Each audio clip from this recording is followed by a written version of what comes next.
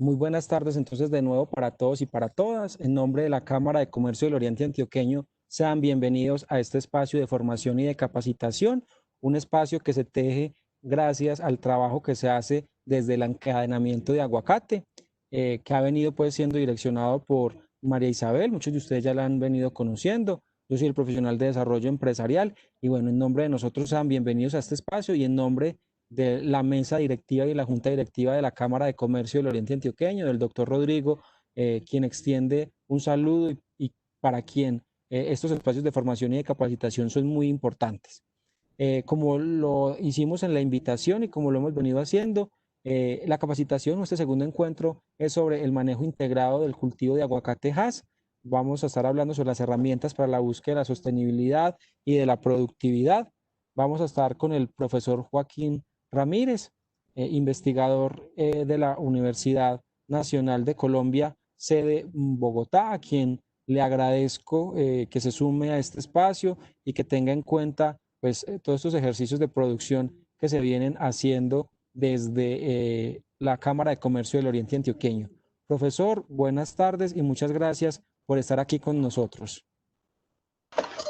Ok, muy buenas tardes. ¿Me escuchan bien? Claro que sí, profesor, lo estamos escuchando claro y perfecto. Ok, entonces muy buenas tardes para todos. Pues realmente vuelvo y doy gracias por la invitación. Doy gracias pues a la Cámara de Comercio del Oriente. Doy gracias pues a Grinovo porque hace el contacto conmigo para que realice pues estas presentaciones. De nuevo es realmente muy complacido de estar acá para tratar de compartir más que, digamos, compartir, digamos, resultados en términos generales desde el punto de vista de la investigación pues la idea es compartir más con ustedes algunas experiencias. Nosotros trabajamos desde la parte de la investigación y pues una investigación un poco más aplicada. Pues igual yo estoy viendo el chat y doy pues de alguna manera el saludo a Pablo Tamayo, una persona con la cual trabajé y con la cual pues aprendí, pues en su momento aprendí muchísimo cuando tuve la posibilidad de trabajar con él. También sé que es una de las que más sabe de patologías digamos, en aguacate en Colombia. Entonces, me agrada mucho que esté él y pues muchísimas gracias por todas las personas que están acá. Y entonces ya, como para empezar, vamos a ir a la siguiente, ¿cierto? Entonces, importante para recordar, realmente no sé qué porcentaje de personas están acá, de las que estuvieron en la conferencia pasada, realmente es como quiero hacer en términos generales o sea, un recorderis muy sencillo, muy práctico, y es que en función de lo que vimos en la charla pasada, recordemos que es importante. Hoy vamos a hablar de algunos aspectos fundamentales dentro del punto de vista de manejo integrado, digamos, del sistema de producción. Traje a colación una serie de temas que es importante que los evaluemos, pero recuerde que la base del sistema de producción es la selección del área donde se va realmente a plantar el sistema de producción. Recuerden que para hacer una buena selección de área, porque pues cuando usted se equivoque en la selección de área, pues usted ya puede hacer una serie de prácticas de manejo agronómico, puede hacer un montón de situaciones y pues la productividad, competitividad pues va a ser realmente baja. Entonces es de suma importancia esa parte es fundamental dentro de la selección del sistema de producción. Recordemos que necesitamos, digamos, en términos generales, una muy buena oferta ambiental. Dentro de la oferta ambiental, recuerden, yo no hablo de oferta climática porque cuando hablo de oferta ambiental hablo del concepto general. El concepto general de oferta ambiental incluye, por ejemplo, los tipos de suelos, digamos, en términos generales, la topografía del terreno, la constitución en sí del suelo, los contenidos de arcilla, etcétera, que realmente son digamos, son parámetros de suma importancia. También tengo en cuenta, por ejemplo, aspectos, digamos, de drenaje, aspectos asociados a la congruencia de redes de drenaje, luminosidad, hablo pues de temperatura, hablo de precipitación y una serie de situaciones que son de suma importancia. ¿Para qué? Para pues garantizar que las plantas tengan, digamos, una condición ambiental adecuada, ¿cierto?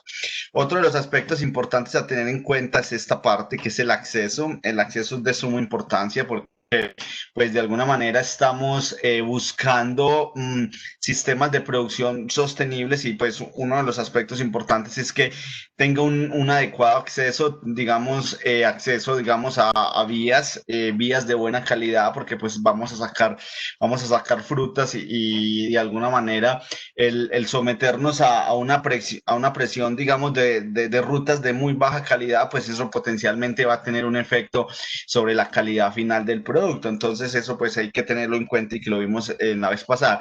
Otro de los aspectos importantes es tener en cuenta los POT, y dentro de los POT tener en cuenta que las zonas que vamos a, digamos, a seleccionar para los sistemas de producción no tengan ninguna restricción en términos generales, digamos, de zona protegida o zona pues vulnerable o pues una serie de situaciones. Entonces es importante. Posterior hablé de un tema que es de suma importancia y supremamente crítico bajo nuestros sistemas de producción, y es el material vegetal, ¿cierto? Entonces dentro del material vegetal hablamos de dos aspectos fundamentales. Uno es la identidad genética. Vimos que yo realmente lo considero como uno de los mayores problemas de nuestros sistemas de producción y pues causales digamos, de los bajos rendimientos y de gran cantidad de problemas que de campo está asociado al material vegetal. Dentro de eso hay que trabajar dos aspectos fundamentales. Uno es la identidad genética y lo otro es la calidad fitosanitaria, ¿cierto? Entonces son dos conceptos de suma importancia que el día que lo trabajemos bien en Colombia, ese día vamos a incrementar muchísimo la productividad y nuestros sistemas de producción van a ser muy, muy adecuados. Posterior está un concepto y es realmente a lo que ya le debemos apostar. Todos veíamos, los que estuvimos en la conferencia, digamos, empezamos a analizar aspectos fundamentales o básicos en los cuales hacíamos como una línea de tiempo, ¿cierto? Entonces nosotros empezamos a aprender digamos, a sembrar, a producir, y ya realmente yo creo que le debemos de apostar a un concepto netamente de calidad. Entonces es de suma importancia.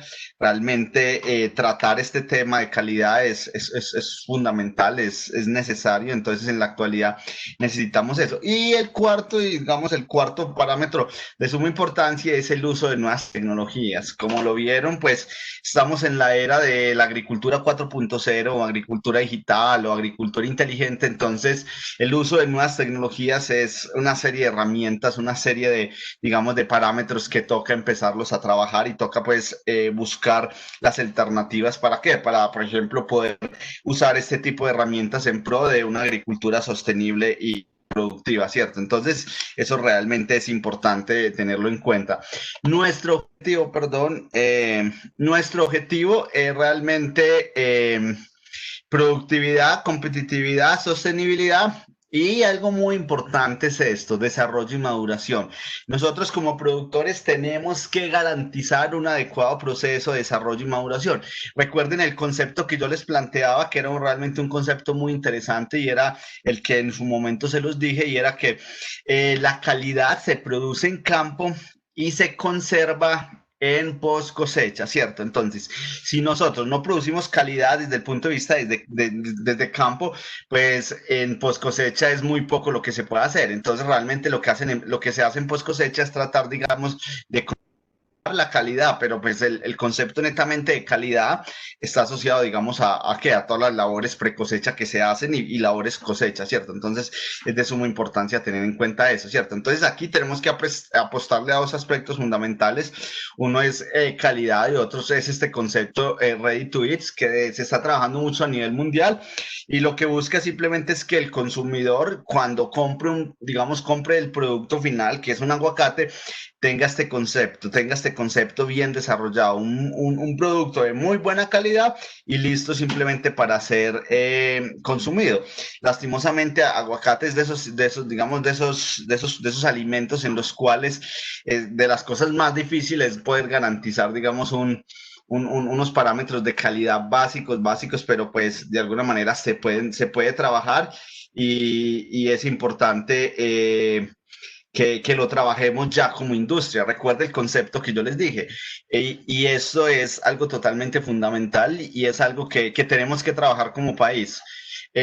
Una cosa es cuando producimos en finca, ese es el aguacate de la finca. Otra cosa ya es cuando ese aguacate va, digamos, a la planta que hace el preprocesamiento post cosecha. Y otra cosa es cuando ese aguacate sale del país, ¿cierto? Ese aguacate ya deja de ser un aguacate de una persona para convertirse en un aguacate colombiano, ¿cierto? Entonces, nosotros tenemos que cuidar una cosa muy importante es cuidar el nombre del aguacate colombiano, ¿cierto? Entonces, en cada uno de ustedes que son productores o cada uno de ustedes que hacen asistencia técnica o cada uno de ustedes que hacen, pues en el caso mío, pues que hacemos investigación y otra serie de situaciones, cada una de las personas que hacen parte de la cadena tiene un objetivo único y es realmente posicionar el aguacate colombiano como un producto de origen, un producto de muy buena calidad y que a nivel mundial se empiece a reconocer a Colombia como el aguacate. Es más o menos, yo creo que Colombia debe apostarle a lo que se ha hecho con café. Entonces recuerden pues la importancia de lo que significa el café colombiano a nivel mundial. Todo el mundo reconoce que el mejor café es café colombiano, ¿cierto? Entonces a nosotros nos reconocen por otras cosas que pues no quiero hablar en estos momentos porque no es el objetivo y también por el buen café. Entonces yo espero que en unos añitos y con la fuerza que está tomando la industria, digamos, del aguacate en Colombia, también Colombia se identifique con eso, con un aguacate colombiano y que no sea y que no digan el aguacate malo colombiano. No, que digan el aguacate colombiano es de los mejores o es el mejor. Yo creo que es una apuesta de país en la cual todos y cada uno de nosotros tenemos que aportar un poquito, ¿cierto? Entonces esa es mi invitación. A que apostemos por país, apostemos por un producto de país, como se ha hecho hasta el momento y es todos los esfuerzos, digamos, por ejemplo, estas capacitaciones, lo que hace la Cámara, lo que hacen un montón de empresas es esto, apostarle al país por un producto que nos pueda ayudar muchísimo en términos generales, digamos, de mejorar digamos, nuestras condiciones de vida, especialmente para el sector rural y para ustedes los productores, ¿cierto? Entonces, continuamos. Esto realmente es un buen esquema que tomé de Ochoa en el 2012. Ochoa es uno de los investigadores, digamos, mexicanos que más ha trabajado el concepto de calidad. Pues yo creo que muchos de ustedes lo conocen. Pues él ha sido invitado a charlas, ha sido invitado, pues algunas personas creo que lo han contratado para sus sistemas de producción y para, digamos, de alguna manera hacer algunas asesorías, ¿cierto? Entonces, realmente la calidad post cosecha y en términos generales y recuerden que la calidad post cosecha lo que busca simplemente en términos generales está asociado muy a toda una práctica pre cosecha, ¿cierto? Entonces, en términos generales, el concepto de calidad tiene un objetivo y el objetivo es prolongar la vida útil del producto. Es una cosa importante, garantizar el valor comercial. Esto es muy importante.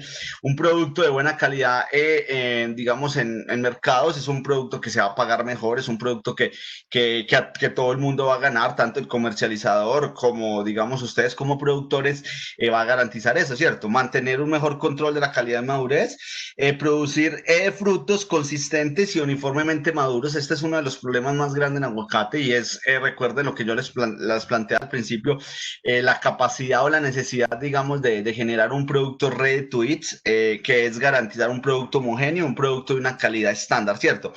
Liberar frutos listos para comer, este es el concepto que les planteaba, un producto ready to eat y abrir nuevos mercados. Yo creo que la calidad es uno de los parámetros con los cuales se van a abrir nuevos mercados, ¿cierto? Y es uno de los parámetros con lo que tenemos que empezar a jugar. Yo pues les hablaba en términos generales de lo que significaba la calidad y de lo que significaba el mercado de aguacate en la actualidad. Pues hay muchos países creciendo, hay muchos países, digamos, incrementando sus áreas y hay muchos países en los cuales el aguacate está creciendo en un área de alguna manera muy fuerte. Yo creo que es de los cultivos que más ha crecido en los últimos años.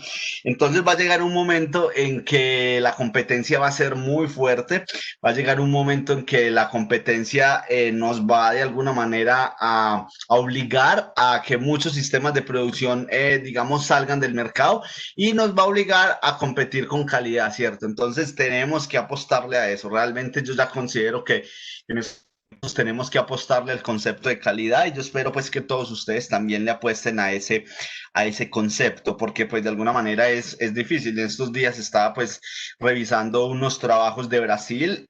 Brasil está incrementando mucho su área sembrada y lo interesante es que está desarrollando materiales, variedades para que produzcan cuando otras partes, digamos, no producen. Todos sabemos que uno de las ventajas que tenemos, que tiene Colombia como productor mundial, es que de alguna manera ofrece al mercado mundial un aguacate cuando otros países no están ofreciendo aguacate. Y por eso, de alguna manera, algunos empresarios o algunas, digamos, de esas personas que le compran el aguacate en Colombia han sido tolerantes con algunas de parámetros a calidad. ¿Por qué? Porque realmente no hay aguacate y lo único que se oferta es el aguacate colombiano, pero tenemos que prepararnos porque esa situación puede cambiar. ¿Y por qué puede cambiar? Porque muchos países y muchos centros de investigación están trabajando en variedades que están empezando a producir ¿qué? En momentos en los cuales no producen. Entonces, ¿eso qué va a hacer? Que cuando nosotros tenemos esa ventana de mercado abierta, ya vamos a tener un poco más de competencia. Entonces, tenemos que prepararnos para eso. ¿Y cómo tenemos que prepararnos? Pues siendo competitivos, siendo sostenibles y apostándole a algo, que es el concepto de calidad. Aquí hay una cosa muy importante que hay que tener en cuenta cuando uno te va a dedicar a la producción de aguacate, ¿cierto? Entonces, yo sé que muchos de acá pues tienen distintos roles dentro de la cadena del sistema de producción, pero pues es importante es esto, es a qué mercado queremos llegar, ¿cierto? Entonces, usted quiere llegar a un mercado de este tipo. Realmente eso es una fotografía en los Montes de María. Pues aquí está Pablo Tamayo. Pues esto fue una visita que hicimos con Pablo Tamayo a los Montes de María. Entonces, una de las preguntas es, ¿usted quiere apostar a un mercado de este tipo? ¿Usted quiere apostarle a un mercado de carretilla? ¿Usted quiere apostarle a un mercado a nivel, digamos, de plaza de mercado? ¿Usted quiere apostarle ya a un mercado un poquito más especializado, como digamos un supermercado que requiere unos parámetros mínimos de calidad o un supermercado que requiere unos parámetros extras de calidad? ¿O usted quiere apostarle a un mercado internacional, ¿cierto? A un mercado internacional, a exportación, ¿cierto? Entonces, lo primero que ustedes realmente cuando se quieren dedicar a producir, ustedes realmente lo primero que tienen que hacer es resolver esta pregunta, ¿cierto? Entonces, si resuelven esta pregunta, pues ya su sistema de producción tendrá que tener unas características determinadas. Entonces, muy importante esto, muy importante esto. Pues yo en algún momento, pues yo no sé cómo están haciendo ahora, pero nosotros tenemos unos datos en los cuales yo se los compartí la vez pasada y les decía que si usted va a ser un productor que va a exportar, nosotros tenemos más o menos en términos generales con base en los costos, en la infraestructura que tienen que implementar en los sistemas de producción, que un productor para exportar, un solo productor, al menos tendrá que tener más o menos en términos generales, nosotros definimos como 1.000 árboles para que te garantice de alguna manera que tu inversión va a tener simplemente una recompensa y que simplemente no vas a tener problemas, digamos, en términos generales de solvencia económica. Entonces nosotros hemos tenido más o menos esa relación, no son 1.000 exactos, pero pues llegamos más o menos a eso como para que la gente lo entienda. ¿Por qué? Porque recuerde que si vamos a exportar se tienen que tener unos lineamientos determinados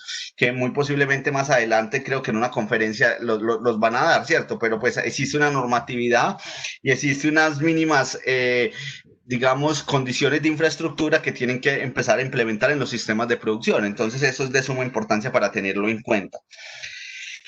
Aquí realmente es un muy buen esquema, es un esquema que lo tomé de Bernal en el 2019 y nos plantea más o menos cuál es el agroecosistema del sistema de producción de aguacate. Pues este es Jorge Bernal, uno de los investigadores de Agrosavia. Jorge Bernal ha trabajado muchísimo y tiene muchísima experiencia pues en aguacate, entonces igual sus conferencias son súper buenas y tiene muchísima experiencia. Entonces realmente él plantea esta la famosa ecuación de productividad, que todo el mundo la conoce, pues bueno, no todo el mundo la conoce, sino pues los que trabajamos en el área de agricultura sabemos que la productividad es igual a la planta, o sea, el genotipo más la interacción con el medio ambiente, ¿cierto? Esa es técnicamente digamos, la ecuación de productividad. Yo aquí, pues, tengo unos conceptos diferentes y yo de alguna manera lo que hago es que mi ecuación de productividad tiene que tener otras cosas, tiene que tener, por ejemplo, tiene que tener el efecto del hombre. El efecto del hombre de alguna manera puede influenciar mucho estos aspectos y pues potencialmente se le podría, digamos, sumar a esto, que es la parte pues antrópica. Entonces, en términos generales, lo que plantea este esquema es muy bonito y pues hay que felicitar a Jorge porque hizo este esquema. Y él plantea que en términos generales, por ejemplo, la productividad, aquí tenemos dos aspectos, cantidad y calidad. Aspectos, yo diría otros, pero bueno, este es el esquema de Jorge.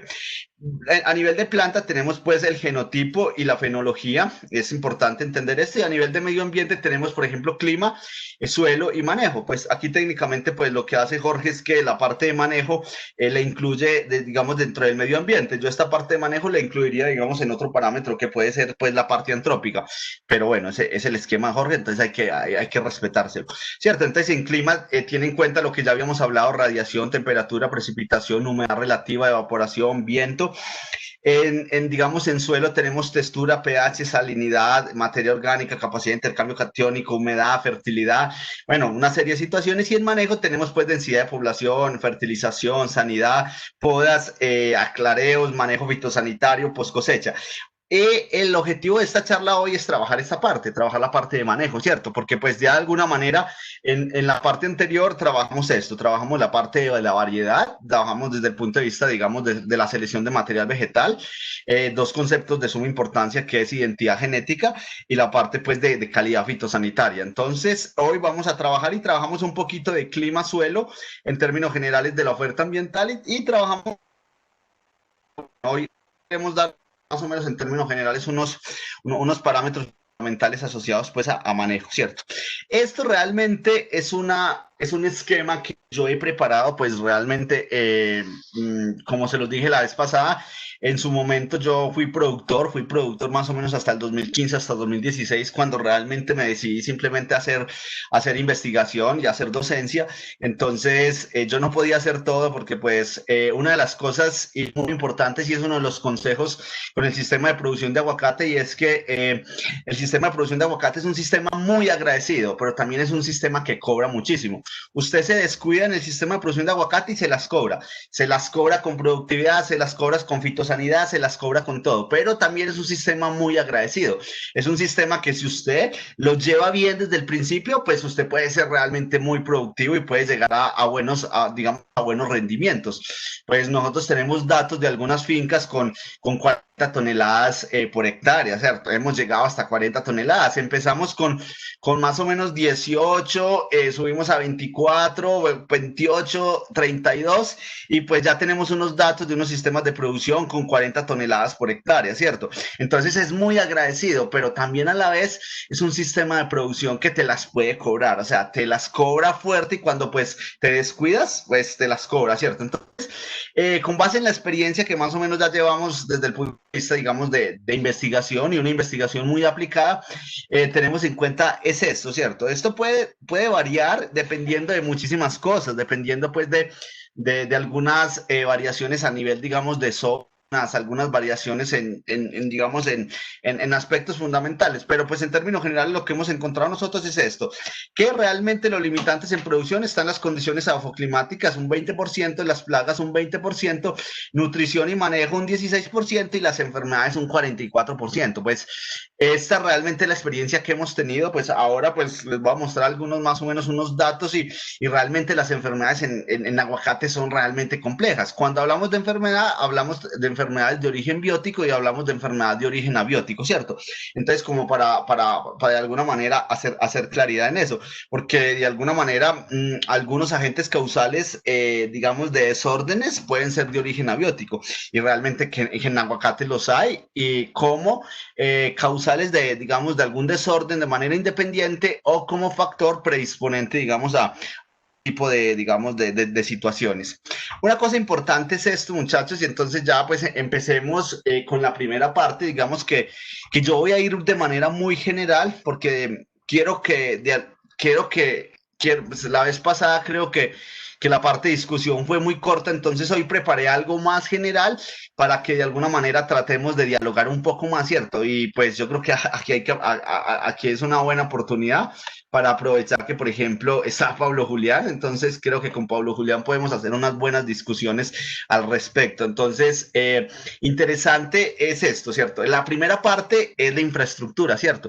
Cuando no se tiene en cuenta la infraestructura, empiezan los primeros problemas, ¿cierto? Entonces, creo que si su sistema va a ser un sistema para exportación, esto es algo totalmente fundamental, ¿cierto? Entonces, esa infraestructura requiere una serie de situaciones, una serie de adaptaciones, situaciones, construcciones, etcétera, etcétera. Empezando por esto, un concepto fundamental, y es que, por ejemplo, tanto las BPA como digamos, el Global Gap, exige conceptos muy básicos, digamos, de calidad de agua, ¿cierto? Calidad de agua, digamos, desde el punto de vista para la parte de los operarios o calidad de agua para labores de post cosecha, digamos, limpieza, calidad de agua para aplicación de productos fitosanitarios, etcétera, o en algunas situaciones, calidad de agua para las personas que van a hacer, digamos, en términos generales, sistemas de riego, porque pues en algunas zonas y en algunos sistemas de producción se está desarrollando sistemas de riego, ¿cierto?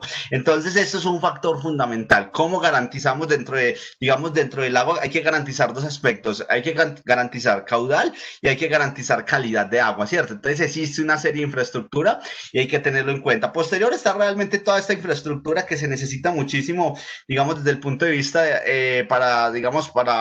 para poder ubicar los elementos, digamos, que se necesitan dentro del sistema de producción y que lo exigen las normas internacionales y las BPA, ¿cierto? Posterior está este tipo de infraestructura que realmente ya es infraestructura a nivel de campo, que puede ser simplemente vías de acceso o simplemente cable vías para hacer ¿qué? Para hacer movimiento, digamos, de la fruta sin que se golpee, movimiento rápido, una serie de situaciones que es de suma importancia, pues, por ejemplo, en nuestros sistemas de producción. Y esto realmente es muy útil porque pues nosotros tenemos una geografía muy quebrada y al tener una geografía muy quebrada, creo que los cablevías son una muy buena oportunidad, una muy buena solución técnica para hacer este tipo pues de situaciones en nuestros sistemas de producción. Está, por ejemplo, toda la parte de infraestructura básica, baños, todo eso, zonas, digamos, para los empleados, para la alimentación o también una serie de situaciones que ocurren, digamos, a nivel de campo para cuando se está en proceso de cosecha y requiere pues una infraestructura determinada para proteger, digamos, digamos, la fruta del sol o de factores que pueden deteriorar cuando se está en proceso de cosecha. Otro es simplemente es el área de cosecha, pues cosecha a nivel de finca, que tiene que tener unas características determinadas, ya la norma lo dirá y pues dependiendo de la norma, pues, pero existen unos parámetros fundamentales. Esto es de suma importancia. Yo creo que hay que trabajarle muy fuerte a esta parte, digamos, de cosecha, porque es uno de los parámetros que también determina muchísimo la calidad. Otra de las, digamos, a nivel de infraestructura es que realmente todos sabemos que el contenido, pues, de humedad en el suelo es uno de los factores más, digamos, más delicados y que además hay que tener en cuenta en nuestros sistemas de producción de aguacate, dado pues que el aguacate es una especie es muy susceptible a las condiciones de hipoxia y anoxia. Entonces, esto es una obra de suma importancia.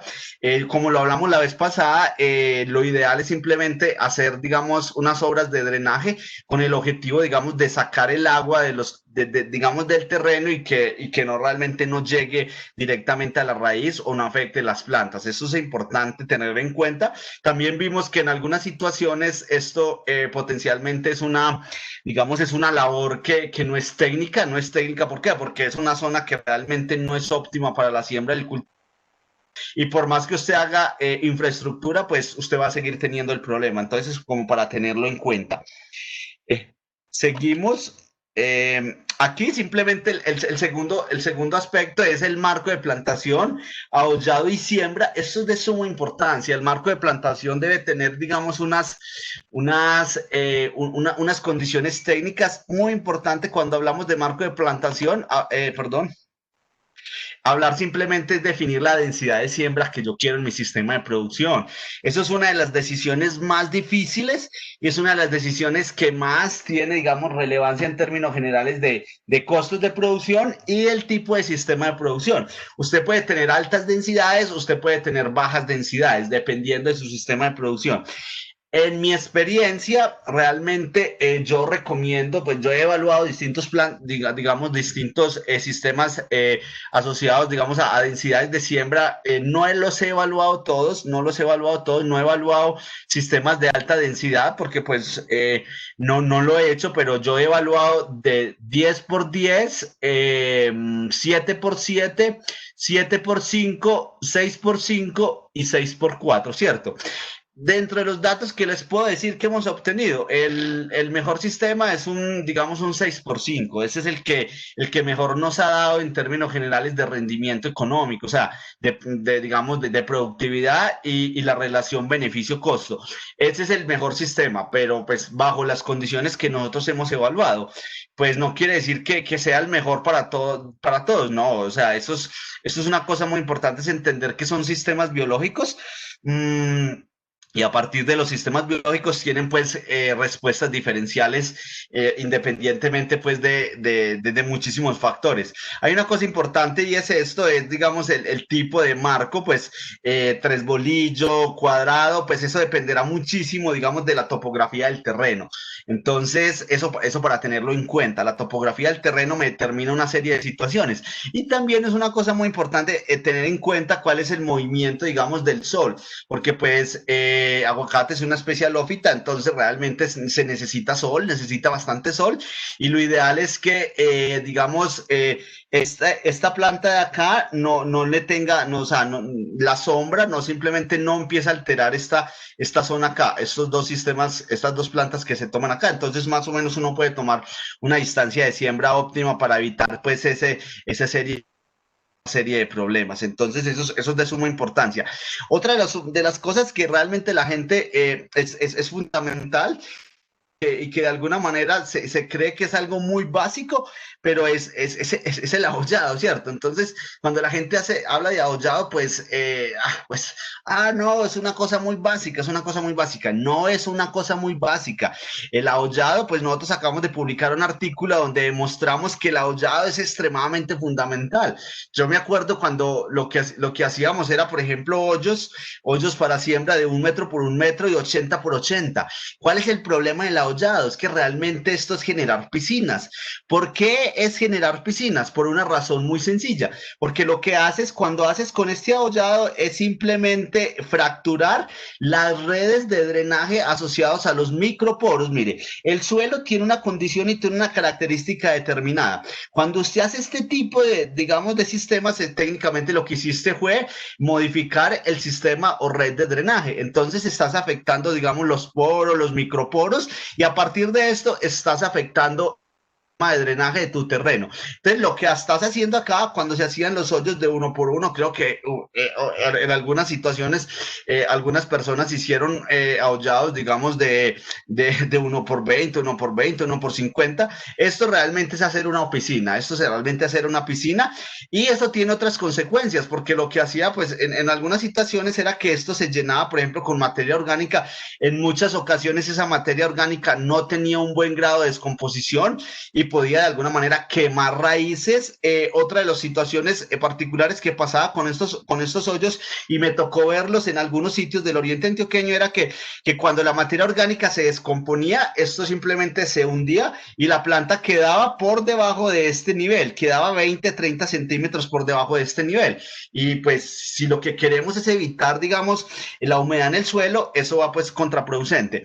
Con unos trabajos que nosotros desarrollamos, hicimos unos procesos de investigación prácticamente, digamos, ya los publicamos con más o menos 8 años de trabajo, pues cuando llegamos al plató de producción, nosotros identificamos que la mejor alternativa era un hoyo de 30 por 30 por 30, ¿cierto? Y que lo más importante era hacer esta parte de acá, ¿cierto? Era, digamos, tener un buen plató por una razón muy sencilla. Nosotros identificamos digamos, más o menos hicimos crecimiento de raíces a nivel, digamos, vertical y a nivel horizontal. Y nosotros identificamos que realmente más o menos el 50, el 60% de las raíces están en los primeros 40 centímetros, ¿cierto? Entonces, y que el crecimiento se da es de manera, digamos, en esta zona, de manera lateral, más no a nivel, digamos, horizontal. Entonces, a partir de eso, pues encontramos que ese era el mejor, digamos, el mejor tamaño, por muchas razones. Pues artículo publicado, pues cualquier persona que tenga de alguna manera inquietud, pues lo puede leer. Y ahí explicamos claramente pues el fundamento de esta parte, ¿cierto? Vamos a continuar. Digamos, el marco de plantación, digamos, es una de las decisiones más difíciles y yo realmente solo les digo, el mejor marco de plantación dentro de los que nosotros evaluamos fue un marco de plantación de 6x5, ¿cierto? El marco de plantación dependerá de muchísimas cosas, dependerá de cuál es el futuro de su plantación, de usted qué quiere desarrollar, de la capacidad de mano de obra que usted tenga cuando usted tiene marcos de plantación de alta densidad, porque lo que te dicen los marcos de plantación de alta densidad es bien interesante, usted puede incrementar la productividad, pero la necesidad de mano de obra se incrementa muchísimo, porque esto rápidamente se puede simplemente juntar, entonces usted tiene que hacer dos opciones, manejar mucha poda o simplemente en algunas situaciones te toca eliminar uno de los árboles, entonces tienes que tener mano de obra y hacer un proceso de planeación adecuada. Entonces realmente esto es un proceso de planeación, es una decisión técnica que hay que tomarla en función de una serie de situaciones y de lo que usted desee para su sistema de producción. Otros son los conceptos a nivel de siembra. Los conceptos a nivel de siembra pues tienen muchas teorías, tienen digamos, ya hablamos digamos, del hoyo. Nosotros trabajamos, pues, digamos, y mi recomendación es un hoyo realmente pequeño. Hay muchas, digamos, hay muchas personas que siembran simplemente al nivel del suelo. Aquí vemos, por ejemplo, las obras de infraestructura. Otras personas les gusta esta parte del montículo, de un pequeño montículo con una red inicial de drenaje, Hay otras personas que no usan simplemente este montículo, sino realmente son camellones, creo que sí se llaman camellones, y realmente este sistema es un sistema muy, muy chileno. Ellos en muchas áreas sembradas, digamos en Chile, tienen este tipo de sistema. Esto realmente esta es una foto tomada en un sistema de producción, digamos, en la zona de Urrao. Esto es un sistema de producción de chilenos. Hay otros que digamos, es lo que hablamos la semana pasada, utilizan estos montículos grandes en esta área que potencialmente es un área inundable. Entonces mi pregunta es, realmente mi es que usted, y también buscando criterios de sostenibilidad, usted potencialmente estas áreas, problemas que son áreas de acumulación de humedad en el suelo, potencialmente las puede, digamos, utilizar en otra cosa. O sea, ¿por qué saturar el sistema y por qué obligar a la planta a que esté, digamos, bajo una condición que no es la más adecuada? Igual esto es extremadamente costoso, o sea, esto requiere una infraestructura, esto requiere dinero. Entonces, mi posibilidad es que usted tiene 10 hectáreas, tiene media hectárea en esto, pues no siembre esto. Entonces, ¿qué puedes hacer acá? Pues dejar un bosque que de alguna manera a futuro, esto es muy importante, desarrollar sistemas de producción sostenible. Dentro de esos sistemas de producción sostenible, una cosa importante son las áreas de conservación, las áreas de corredores biológicos, que es, digamos, una dinámica interesante que se está incursionando en la agricultura, ¿cierto? Es los servicios, digamos, extras fuera de producción que pueden generar los sistemas agrícolas. Entonces, por ejemplo, hay unos conceptos bonitos de nueva ruralidad, donde se plantea que la agricultura no solo produce bienes asociados a producción, sino que también potencialmente potencialmente puede, digamos, generar servicios ecosistémicos. ¿Qué son servicios ecosistémicos? Zonas de conservación de especies, captura de CO2, una serie de situaciones, digamos, conservación de especies vegetales, todo eso. Entonces, a eso es algo que le tenemos de alguna manera que apostar. Hay otras áreas donde realmente usan sistemas de riego, pues en algunas áreas del país usan sistemas de riego, que realmente es una práctica interesante que puede incrementar la productividad. Si utiliza, digamos, el sistema de fertirriego, pues creo que Agrosavia tiene digamos, unos avances en estas metodologías, tiene unos proyectos aprobados para tratar de identificar eso. Yo estoy de alguna manera asesorando una tesis de doctorado y hemos encontrado que en algunas regiones del país la hace que sea necesario hacer aplicaciones de riego en unos momentos, digamos, en unos periodos determinados en función de la variabilidad climática y en función, digamos, de algunos periodos del año en el cual existe déficit hídrico, ¿cierto? Pero pues eso es otro cuento ya un poco más técnico y creo que hay que empezar a trabajar esa, pues porque el área se está creciendo bastante, entonces tenemos que empezar a generar alternativas para ese tipo. A nivel de siembra, tenemos que hacer adiciones. Estas adiciones deberán estar en función, digamos, de un buen análisis de suelo, de unas muy buenas, digamos, de unas muy buenas recomendaciones técnicas, y es encalado y corrección de pH, adiciones de materia orgánica. Muy importante es que esta materia orgánica no sea una materia orgánica fresca. ¿Cuál es el problema de la materia orgánica fresca? Es que la materia orgánica fresca produce una serie de compuestos que en algunas situaciones queman las raíces del aguacate y las raíces de otras especies, porque realmente, y esto es muy preocupante y esto se ve de alguna manera mucho, y es cuando se utiliza, por ejemplo, materias orgánicas, digamos, no frescas, muy frescas o con una alta relación nitrógeno-carbono, ¿cierto? Cuando usted utiliza una materia orgánica con una alta relación nitrógeno-carbono, pues usted de alguna manera puede generar digamos, una quemazón, una pudrición a nivel de raíces. También se hacen adiciones de fertilizantes de origen químico. Ahorita vamos a ver unos conceptos básicos de fertilización.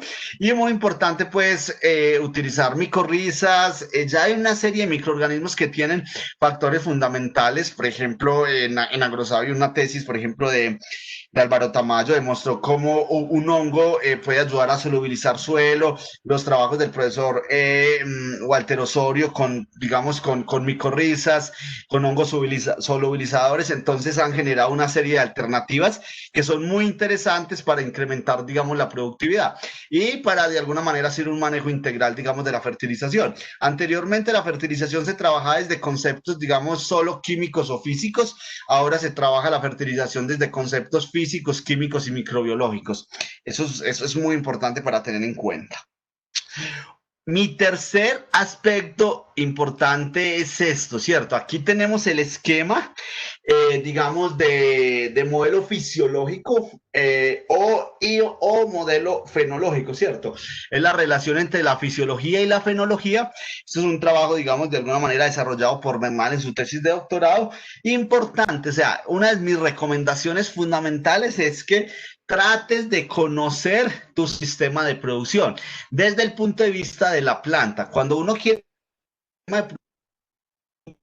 la planta, entonces hay que entenderla desde el punto de vista de la fenología y desde el punto de vista, digamos, de la fisiología.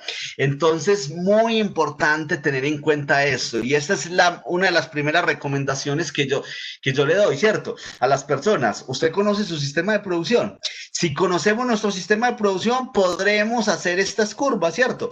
Y estas curvas nos garantizan una serie de situaciones como vamos a ver ahorita. Nos garantiza, digamos, un correcto, adecuado de la fertilización, unas correctas podas y una serie de medidas de manejo que usted de alguna manera puede utilizar en función de estos conceptos.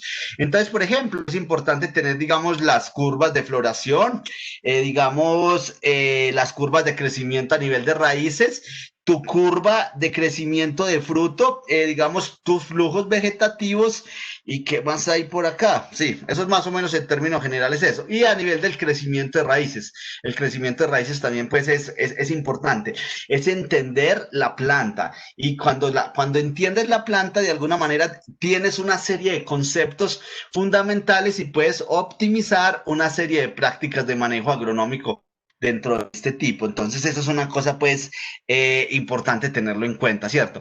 Entonces, aquí realmente voy a ser muy práctico, muy sencillo. Nosotros tenemos un trabajo de, digamos, en unos lotes de aguacate donde evaluamos unos conceptos básicos de fertilización. Aquí les voy a trabajar, más les voy a mostrar unos ejemplos muy típicos. No les traje la cantidad de fertilizantes porque pues eso ya requiere un proceso más, digamos, más técnico de mirar los análisis de suelo y mirar qué proporción se necesita. Aquí es simplemente un concepto muy general, digamos, de fertilización. Entonces, yo la fertilización la recomiendo, la manejo en dos aspectos fundamentales. Fertilización fraccionada, eso es de suma importancia. La fertilización fraccionada es, digamos, que usted quiera adicionarle 1 kilogramo a un árbol por año y que usted en un momento dado hacía 2 aplicaciones al año. Esa aplicación fraccionada es simplemente hacerla, digamos, cada mes, cada 2 meses. Hemos llegado hasta hacer aplicaciones, digamos, cada 15, 20 días en periodos críticos o en periodos, digamos, de importancia para nuestro sistema de producción. Y ahí viene el segundo concepto. No solo es una, digamos, no solo es una fracción, hacer un fraccionamiento en función, digamos, del tiempo total al año, sino que hacer un fraccionamiento en función de ¿qué? De la fenología. Entonces aquí tenemos, por ejemplo, qué fertilizantes se deberían de aplicar en esta etapa, en la etapa de floración. Entonces, digamos, existen unas alternativas y existen unos estudios que dicen, aplique nitrógeno, aplique boro, aplique zinc, aplique potasio. ¿Por qué? Porque de alguna manera es un momento crítico que requiere, digamos, una proporción específica de esos nutrientes. Hay una cosa muy importante que también hemos trabajado y es que en esta parte de floración y hemos encontrado que, digamos, por ejemplo, los procesos de polinización.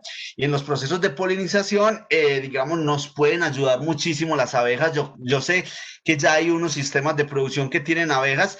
Nosotros hemos evaluado el efecto de las abejas y de alguna manera pueden incrementar, digamos, la polinización en más o menos en un 15-20%, que eso al final se traduce en incrementos en productividad de 3 o 4%. Y la gente dice, pero es que 3 o 4%, más o menos de 3 al 5%, no significa nada. Pero cuando usted tiene 10, 15, 20 hectáreas, eso significa un montón, ¿no? Un montón, y es bien interesante. Creo que la polinización y el proteger las abejas es de suma importancia. Luego tenemos, por ejemplo, esta etapa, digamos que es una etapa bien interesante. Esta etapa, venga, déjame ver, yo veo, creo que sí, listo. Entonces tenemos esta etapa que es, digamos, de alguna manera asociada a una serie de situaciones, por ejemplo, a lo que es la competencia, digamos, entre flujos de crecimiento vegetativo y los flujos de crecimiento, digamos, en términos generales, reproductivos. Todos sabemos que ese es uno de los conceptos más complicados que hay en aguacate y es cómo de alguna manera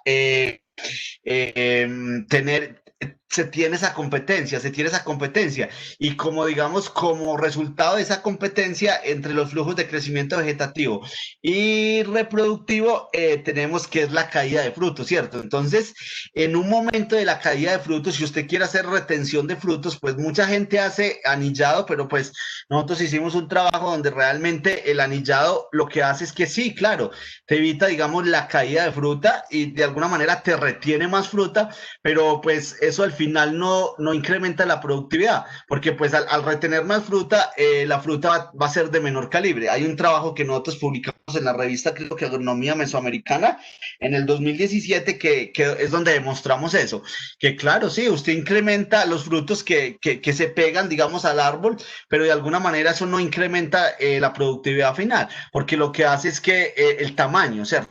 Te afecta el tamaño, es una relación, digamos, número de frutos y tamaño. Entonces, a partir de eso, pues nosotros lo que encontramos era que para mejorar retención y dentro de la retención no afectar el calibre final de la fruta, hay que hacer algunas adiciones. Entonces nosotros hacíamos adiciones de nitrógeno, fósforo, potasio, azufre y muy importante, una fuente de energía. Hay un momento en el cual la competencia entre los flujos vegetativos y los flujos reproductivos es tan fuerte que la planta prácticamente se desgasta. Entonces la planta dice, pues si es un año digamos, digamos, tira a fruta. Pero al otro año hay un problema grave porque puede ser el año off y entonces, digamos, te reduce muchísimo la producción para el próximo porque lo que necesita es recuperarse en términos generales digamos, de flujos vegetativos. Entonces, es esa estrecha relación y es una de las causas de la alternancia productiva en nuestros sistemas. Entonces, ¿qué hacemos realmente? Nosotros lo que hacemos es que, y lo demostramos con un trabajo de investigación científica, es hacer adiciones de energía. En esas etapas críticas hacíamos adiciones de energía. ¿Qué energía? Simplemente una energía, una fuente, digamos, de energía de rápida asimilación. Nosotros utilizamos azúcar, que es una fuente de energía de muy rápida asimilación, pero se puede usar melaza, se puede usar una serie de situaciones. Eso tiene unos efectos muy interesantes, a nivel de planta, ¿cierto? Luego vamos a esta etapa, que es una de las etapas interesantes, que es más o menos la curva de crecimiento, digamos, del fruto. La curva de crecimiento del fruto y la fertilización tienes que tener muchísimo cuidado. ¿Por qué muchísimo cuidado? Porque uno de los parámetros que más, digamos, se relaciona con la calidad post cosecha y con, digamos, con los factores predisponentes a patologías post cosecha es la fertilización. ¿Cuál es el problema? Que nuestro sistema de producción ha optado por hacer muchas aplicaciones de potasio.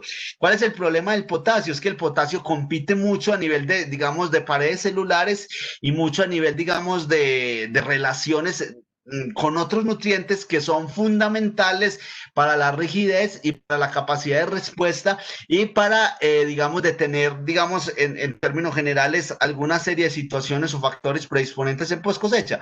Y es que digamos, el potasio, al ser una base positiva, bueno, al ser una base, compite con la entrada de calcio y compite con la entrada de magnesio y otros elementos con carga positiva.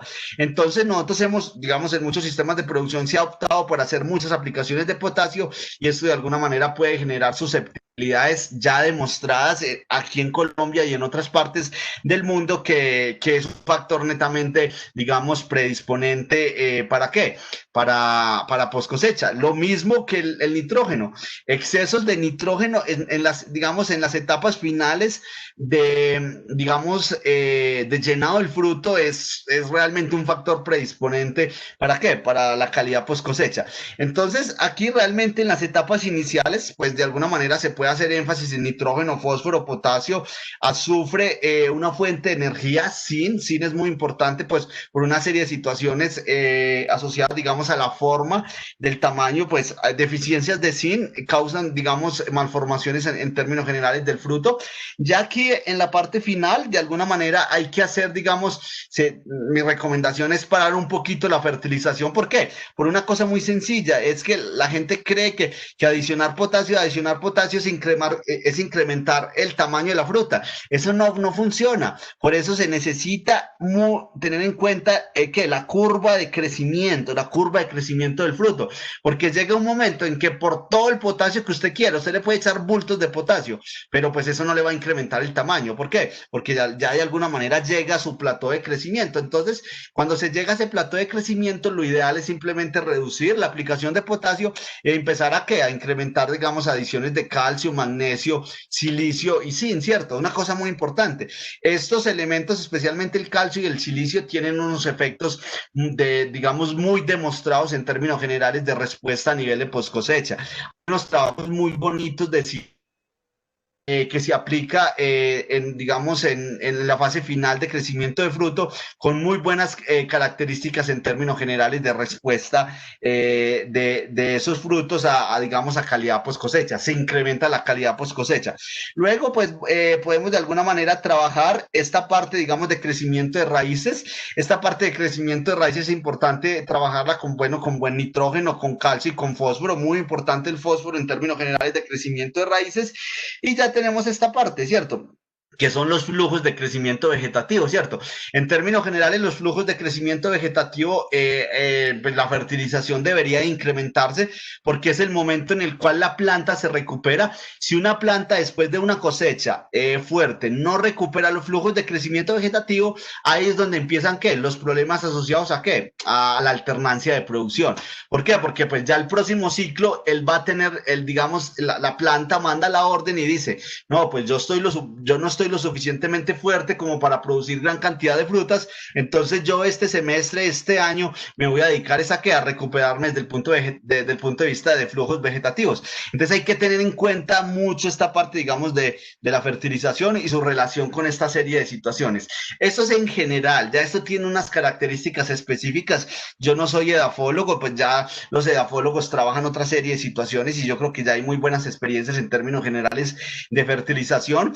Este trabajo hace parte, digamos, de un proceso investigativo que duramos aproximadamente 5 años en unas fincas en los cuales evaluamos fertilización fraccionada y fertilización asociada, pues, en términos generales a los flujos fenológicos. Entonces, obtuvimos unos resultados interesantes, ¿cierto?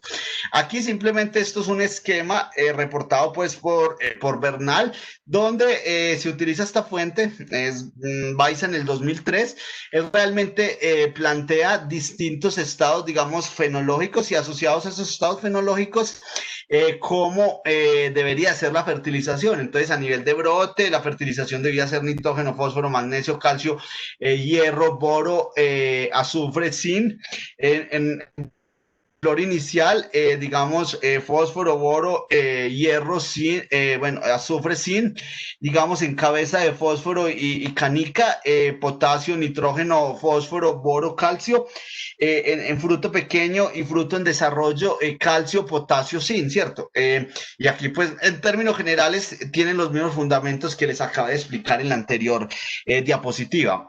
Entonces, esto es una cosa muy interesante es entender el concepto de que la fertilización fraccionada no es dividir la fertilización, digamos, si yo la hacía 2 veces al año, la voy a hacer 10 veces al año, 12 veces al año, no. La fertilización fraccionada también hace relación o hace alusión a hacer una fertilización fraccionada en función de los estados fenológicos.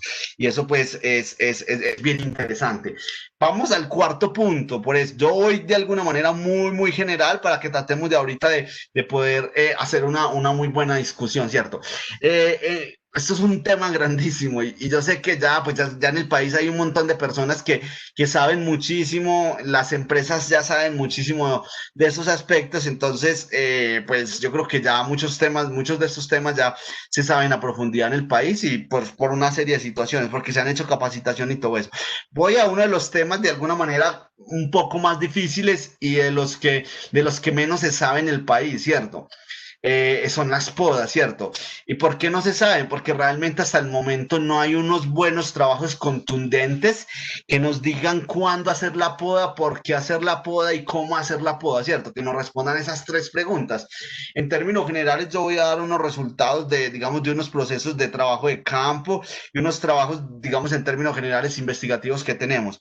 Entonces, las podas simplemente es esto, desarrollar nuevos brotes, aireación y penetración de la luz, mejora el color y consistencia de los frutos, esto es importante, frutos de mayor calibre, mayor producción, mejora la distribución de nutrientes dentro de la planta, las podas también ayudan a un manejo fitosanitario, renovación de la plantación, esto es más o menos como las garantías, digamos, digamos que podemos obtener en nuestro sistema de producción cuando ¿cuándo no hacer podas? Pues no podar en producción. ¿Por qué? Porque si podamos en producción, recuerde que en términos generales una poda, lo que le manda la orden a la planta es digamos, de hacer nuevos brotes. Entonces, si yo hago poda en producción, ¿qué es lo que pasa? Que muy posiblemente la energía y los nutrientes que deberían de irse a llenar frutos, ¿se van a ir a qué? A la parte vegetativa, a producir nuevos brotes. Entonces, eso es importante tenerlo en cuenta. No hacer cortes, digamos, las podas deben de hacerse bien adecuadas, con cortes verticales. Se debe hacer un proceso digamos, de desinfección de herramientas, herramientas de buena calidad, realizar la poda cuando se presente como máximo el 30% de la flor, eso es algún criterio, cubrir las heridas con pasta desinfectante y eso es una cosa muy importante. La respuesta depende de la especie y de la condición ambiental, entonces no hay una receta aún que nos diga cuál es la forma adecuada de hacer poda. Aquí voy a coger este esquema que digamos que es de Bernal, de Jorge Bernal, donde muestra más o menos cuáles son las áreas o las zonas productivas. Cuando uno entiende cuáles son las zonas productivas, uno de alguna manera puede empezar a diseñar esas podas, ¿cierto? Entonces, muy importante entender que en esta parte superior se concentra el 80% de la producción, en esta siguiente el 50% de la producción, 30, 20 y 10, ¿cierto? Entonces, si uno hiciera cuentas, esta zona es una zona prácticamente improductiva. Aquí la vemos, ¿cierto? Es un índice de área foliar 1, un índice de área foliar 3, un índice de área foliar 5. Tenemos más o menos acá, mira esta, por ejemplo, 80%, 50, 60, 30 y 1 el 10%. Entonces tenemos que prácticamente esto es una zona netamente, digamos, improductiva. Aquí vemos distintos sistemas. Tenemos este sistema, digamos, redondito, que es zona productiva, zona improductiva. Tenemos este sistema, digamos, en trapecio, que es esta zona superior es la zona productiva y que esta zona es la zona improductiva. Estos son más o menos formas que uno potencialmente le podría dar al sistema de producción en función de la poda. Recuerden que la poda tiene varios objetivos. Darle forma. Y por ejemplo, esta zona es la zona, es una zona bien interesante. Esto se considera, por ejemplo, como un árbol tipo copa. Esta realmente es en términos generales, digamos, la poda que más me gusta a mí, por una razón muy sencilla, porque te demuestra en términos generales que cuando haces la poda tipo copa, tienes de alguna manera la mayor cantidad de áreas puesta y que eso te significa en términos generales área para producción, ¿cierto? O mayor área en términos generales para hacer producción, para incrementar producción.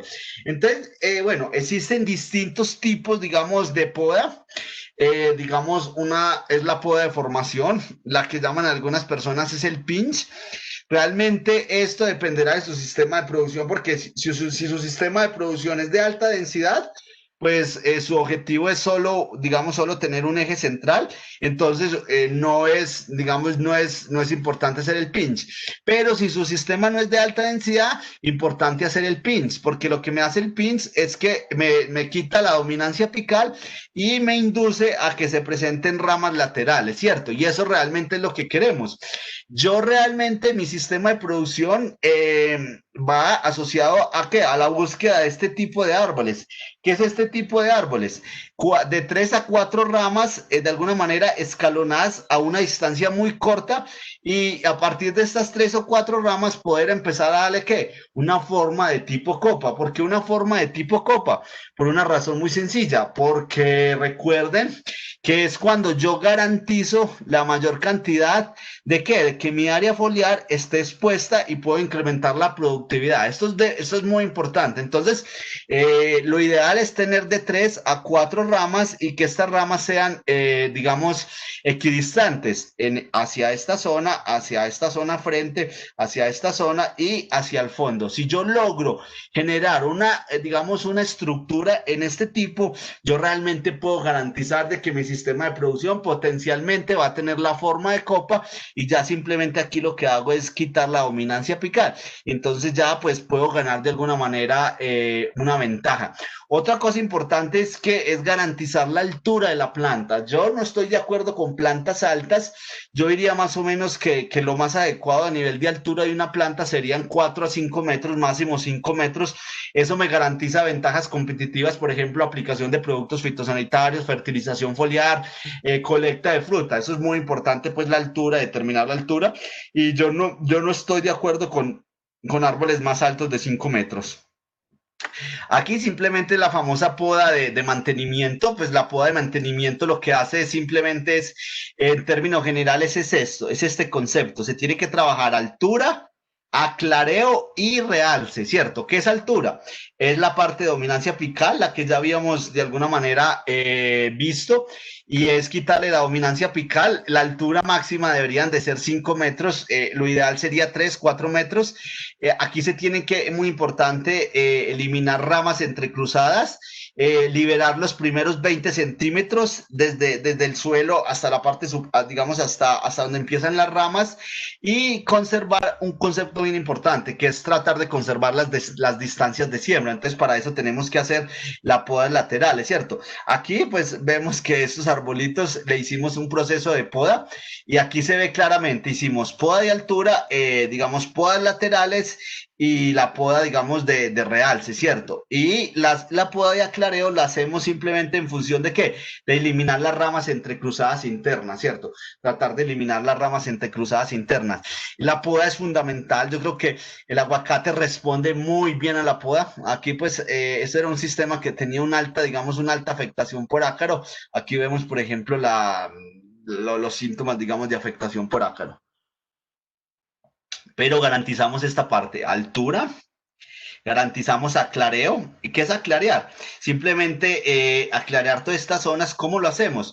Eliminando ramas entrecruzadas, ramas secundarias entrecruzadas. Esto nos garantiza muchísimas cosas. Movimiento libre del aire, nos garantiza movimiento libre del aire, nos garantiza muchísimas cosas, nos garantiza de que no se presenten microclimas, nos garantiza de que los rayos del sol entren a ciertos lugares. Recordemos que el sol es un buen germicida, y también pues mejora mucho, digamos, en términos generales, la calidad asociada pues al color de la fruta. Y ya la poda de realce, pues me genera, digamos, una serie de características que no se presenten, digamos, condiciones de microclimas predisponentes, digamos, para enfermedades. Entonces es importante tener. Hay otra cosa importante, y es esta, ¿cierto? Es la poda fitosanitaria. Pues nosotros hemos trabajado durante muchísimo tiempo, pues, esta patología que se llama el complejo marchités digamos, del aguacate, y hemos encontrado que nosotros pues ya tenemos un trabajo donde diseñamos y validamos unas escalas de evaluación, y hemos encontrado que a partir, digamos, de cuando una planta se encuentra en estado 3, usted puede hacer muchas aplicaciones agronómicas, mucho manejo agronómico, digamos, aplicación de fosfitos, adición de materia orgánica, adición, digamos, de fungicidas tipo Riomil, pero pues la recuperación es más lenta. Entonces lo que encontramos nosotros es que a partir de una escala, digamos, de 0 a 5, donde 3 es más o menos un estado intermedio superior de que la planta está casi, digamos, está muy afectada, la mejor manera de hacer un manejo fitosanitario es una poda severa. Entonces aquí ya vemos cómo se hace una poda severa, y pues de alguna manera esa poda severa nos garantiza pues potencialmente darle una mejor forma al árbol, rejuvenecer el árbol, y nos garantiza de alguna manera pues una respuesta un poco rápida en términos generales de, digamos, de prácticas de manejo para el complejo marchités, bueno, especialmente para Phytophthora, ¿cierto? Entonces eso es importante. Aquí vemos la poda fitosanitaria, por ejemplo, esta es una planta afectada con verticillium. Nosotros en un trabajo que hicimos demostramos que la mejor práctica de manejo para verticillium es una poda, es realmente hacer una poda de las estructuras infectadas, de las estructuras, digamos, de alguna manera que causaron muerte, y logramos esto. Y realmente los árboles, después de esta poda fitosanitaria y con una serie de prácticas agronómicas, los árboles afectados por verticillium, pues de alguna manera vuelven, se recuperan y adquieren un cierto grado de, digamos, de productividad. Aquí está la poda de producción, muchachos, o sea, señores, la poda de producción yo la llamo muy interesante, ¿cierto? Uno más o menos cuando tiene aguacate tiene dos tipos de inflorescencia, una florescencia determinada y una florescencia indeterminada, ¿cierto? Entonces mi concepto que es de poda de producción. ¿Qué es poda de producción? Es realmente cuando tengo estas, digamos, este tipo de inflorescencias, el árbol se me va a cargar muchísimo, ¿cierto? Entonces, ¿qué es el árbol? Se me va a cargar muchísimo. Entonces, ¿por qué? Porque no va a tener estas últimas, digamos, partes foliares, que son las que garantizan los nutrientes y la relación hormonal. ¿Para qué? Para que estos frutos de acá puedan crecer y de alguna manera puedan alimentarse adecuadamente. Entonces, la gente, pues digamos, mucha gente dice, no, pues yo soy muy contento con esta floración porque esta floración está muy grande, muy buena, pero realmente usted al final obtiene esto, o sea, obtiene unas ramas muy cargadas, pero que te va a castigar el calibre, te va a castigar el calibre. Y muy potencialmente estos árboles al final van a tener alternancia reproductiva, o sea, alternancia productiva. Entonces van a tener una producción muy alta en un año, pero en el siguiente año te lo van a cobrar. Entonces la poda de producción es una de las herramientas que yo realmente desde un proceso, digamos, investigativo he encontrado que me mejora mucho los problemas asociados a qué? A productividad, y me mejora mucho los problemas asociados digamos, alternancia de producción. Entonces, ¿yo qué hago? Yo cuando cosecho, yo cosecho toda esta rama. Yo no dejo la rama. ¿Por qué? Porque nosotros demostramos de que, digamos, en el año N, esto me produjo 10 kilos. Si yo no podo la rama, en el año N más 1, los 10 kilos, esta rama que me producía 10 kilos, empezó a producir 3 kilos. En el año N más 2, esta rama que me hizo una producción de 10 kilos, luego en el año N más 1 me produjo 3 kilos, en el año 3, ¿qué pasa? Ya me produce 1 kilo. Y eso es una de las situaciones en las cuales tu planta se va envejeciendo. Entonces, ¿qué hemos encontrado nosotros de un trabajo investigativo que estamos desarrollando para tratar de evitar, digamos, alternancia productiva? Que una de las mejores estrategias de manejo es hacer podas. Entonces, cuando yo tengo este tipo de ramas, yo tiro toda la rama al suelo. Yo cuando cosecho, podo la rama y se llama poda de producción. Una cosa muy interesante, es una estrategia muy sencilla que hasta te permite tener una cosecha más rápida.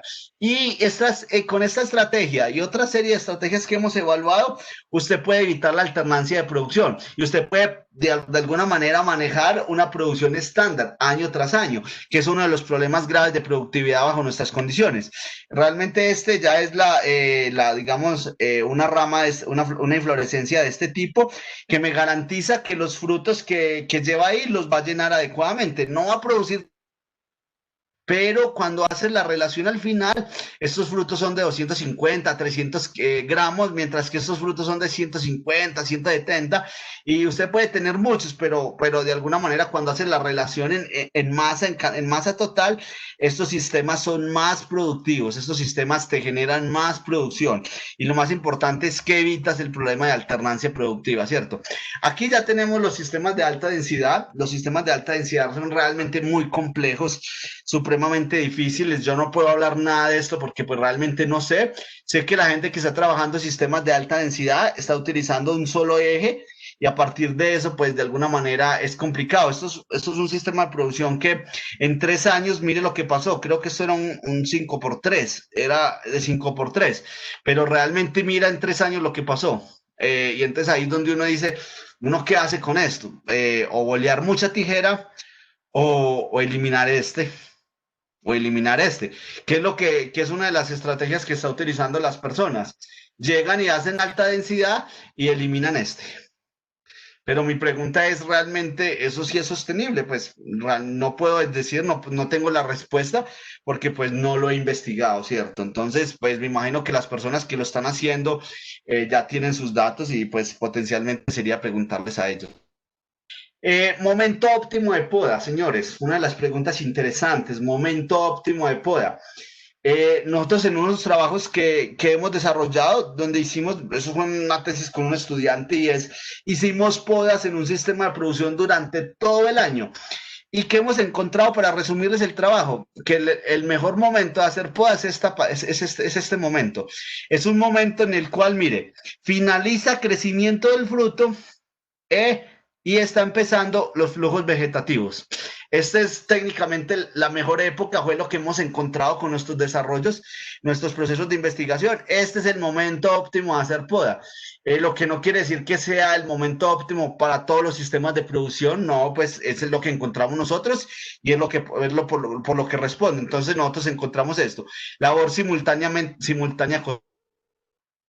Yo sé que esto tiene problemas logísticos. ¿Por qué tiene problemas logísticos?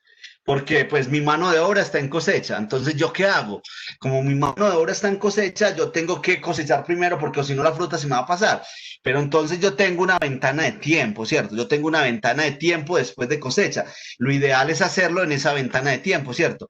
Es importante esto, evitar la competencia entre los flujos vegetativos y productivos.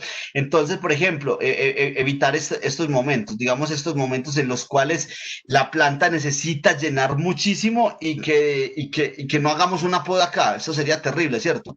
O no hagamos una poda acá. Eso sería súper terrible para la planta. Entonces, garanticemos nuevas copas para el llenado pues, del fruto y es una de las situaciones que de alguna manera también es una alternativa para, digamos, para tratar de disminuir la alternancia productiva, ¿cierto? El siguiente punto, digamos, ya me quedan 2 puntos y lo voy a pasar un poco rápido porque este lo podemos discutir ahorita bastante, pues con la ayuda, digamos, de Pablo Julián, ¿cierto? Y es las enfermedades como tal, ¿cierto? Entonces, ¿por qué estudiar las enfermedades en aguacate? Yo ya lo dije y yo creo que la gente que tiene datos en aguacate sabe que las enfermedades o desórdenes asociados a factores bióticos o a factores abióticos es el factor más determinante, digamos, de los costos de producción, de rendimientos. Y vemos esto, vemos que realmente el problema más grave es el problema complejo marchitez del aguacate, pues que realmente llevamos un montón de tiempo trabajándolo y ya tenemos algunos elementos o cosas importantes es digamos, el de mayor impacto.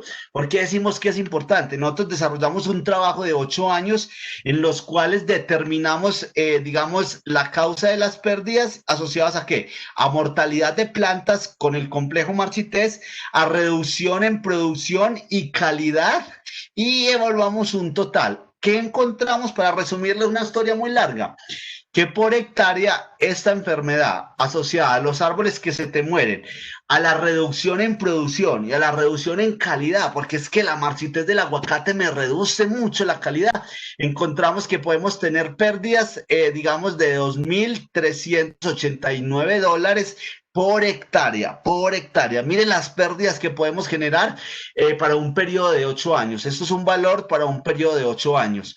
¿Esto qué nos indica? Pues la importancia económica de este problema. Si lo hacemos más o menos, esto lo hicimos como a un valor de, digamos, de 2.800 pesos el dólar, esto me da casi una pérdida de 9 millones de pesos por hectárea. Eso es extremadamente alta. Cuando nosotros, digamos, hicimos otro tipo de análisis y era, digamos, el costo de esto, y entonces el costo de esta enfermedad está asociada a ¿qué? A hacer un replante porque las plantas se te mueren o hacer una estrategia de manejo. Entonces nosotros entendimos que, mira, en el primer año, los costos asociados a esta enfermedad se me incrementan en el 17.5%. Mire qué valor tan alto. Y es sobrecosto asociado a qué? Al replante y a que yo tengo que hacer manejo de la enfermedad. Para el segundo año de producción, el sobrecosto es del 8.4%. Perdón, estos no son años, estos son simplemente los estados de desarrollo del cultivo, ¿cierto? Esto es trasplante, esto es el primer año después de trasplante, esto es la primera etapa de producción que va más o menos del tercer al sexto año, y el cuarto es, digamos, donde se estabiliza la producción, después del sexto año, ¿cierto? Entonces tenemos que para este periodo 17.5 se incrementan los costos de producción, para el segundo periodo 8.5, para el tercer periodo 3.2% y para el cuarto periodo 2.4%.